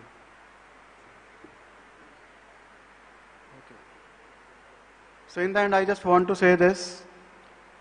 In the morning, in his talk, Dr. Prem, he told that whenever a patient comes to you, just keep in your mind that you have to treat that patient with your broad-mindedness, open-mindedness, and you do not say this to patient that this was not in our syllabus. You cannot say this to your patient. You must have every tool in your toolbox to assess, to examine, and then to provide the treatments to the patient. It does not mean that if you are doing specialization in one particular specialty, do not limit yourself to that particular specialty. Because when you run your own clinics, when you go into the professional working environment, clinical environment, probably you will not get maximum of the patients of your specialization. You will get the patients from different specializations. At that time, you do not feel like that. I have not practiced, I have not learned, so what should I do for this particular patient? So this will have an impact on your clinical practice, and later on your definitely the reputation, your relationships, therapeutic relationship with the patients, and then with your practicing colleagues, with the medical professionals. So you have to add on as many tools as you can in your toolbox, so that later on in your professional working, you can use those tools to improve the functional quality of the patients. By these words, I'm again thankful to Dr. Balaji for inviting me over here in this SYNAPSE conference as an invited speaker to share my experience about the osteopathy. And we have Dr. Thiru with us, and Shri Shri University is the only university in India which is offering the MSc in osteopathy. Am I correct, sir? So if anybody is interested to pursue MSc in osteopathy, please enroll yourself in Shri Shri University if you want to do an actual degree program in osteopathy, and you can have Dr. Thiru's contact number with you. You can ask him and you will become an osteopath, but do not forget that you are a physiotherapist also. So try to include and blend your treatments, what you are imparting to the patients. Do not now practicing only osteopathy, do not forget about physiotherapy, include both physio as well as osteo. Ultimately, you have to adapt and adopt the holistic approach towards the patient care. Thank you very much. Thank you, Dr. Manu, and he has done a great work being an osteopath. So of course we are indulged in it, but what he has achieved, what he has done in the osteopathic research activities, really it is amazing. Don't think it as a separate profession. It is in manual medicine. If you want to be an expert, for example, if you are seeing in a clinic, osteopath clinic, there won't be a single equipment. No, not a single equipment for the assessment or for the treatment. Both, only with the hands-on skill. So if I'm checking some persons just by touch, how I'm going to, it is a matter of a perception and palpatory skill. Physios are the best professionals among all the healthcare professionals who can be a good osteopath. You take any very good osteopaths in all over the world, they are all basically from physiotherapy.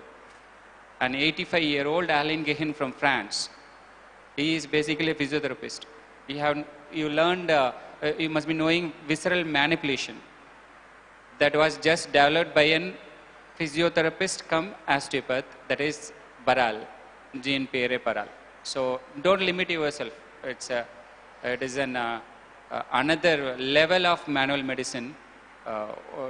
We have to learn it in whichever way it is. Not everyone can go to abroad, or anyone can join in the regular course, whichever it is. But your intention matters. Start thinking that I'm going to be excel in manual medicine, you will be that. Thank you all. Thank you so much, Dr. Sigamani, and thank you so much, Dr. Goyal. I would like to call upon stage Dr. Tangaraj to honor Dr. Goyal with honor and memento.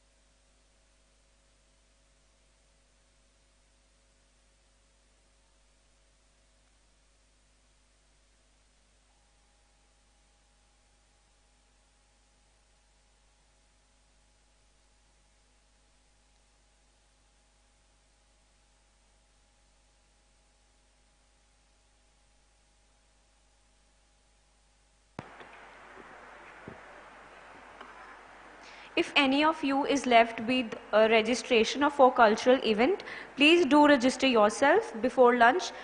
No registration will be taken after lunch for the cultural events. The help desk is outside the hall and Dr. Neeraj is taking that registrations. Now we are all set for lunch. So have lunch, have your meal, and we'll catch up you later with cultural event. Thank you so much.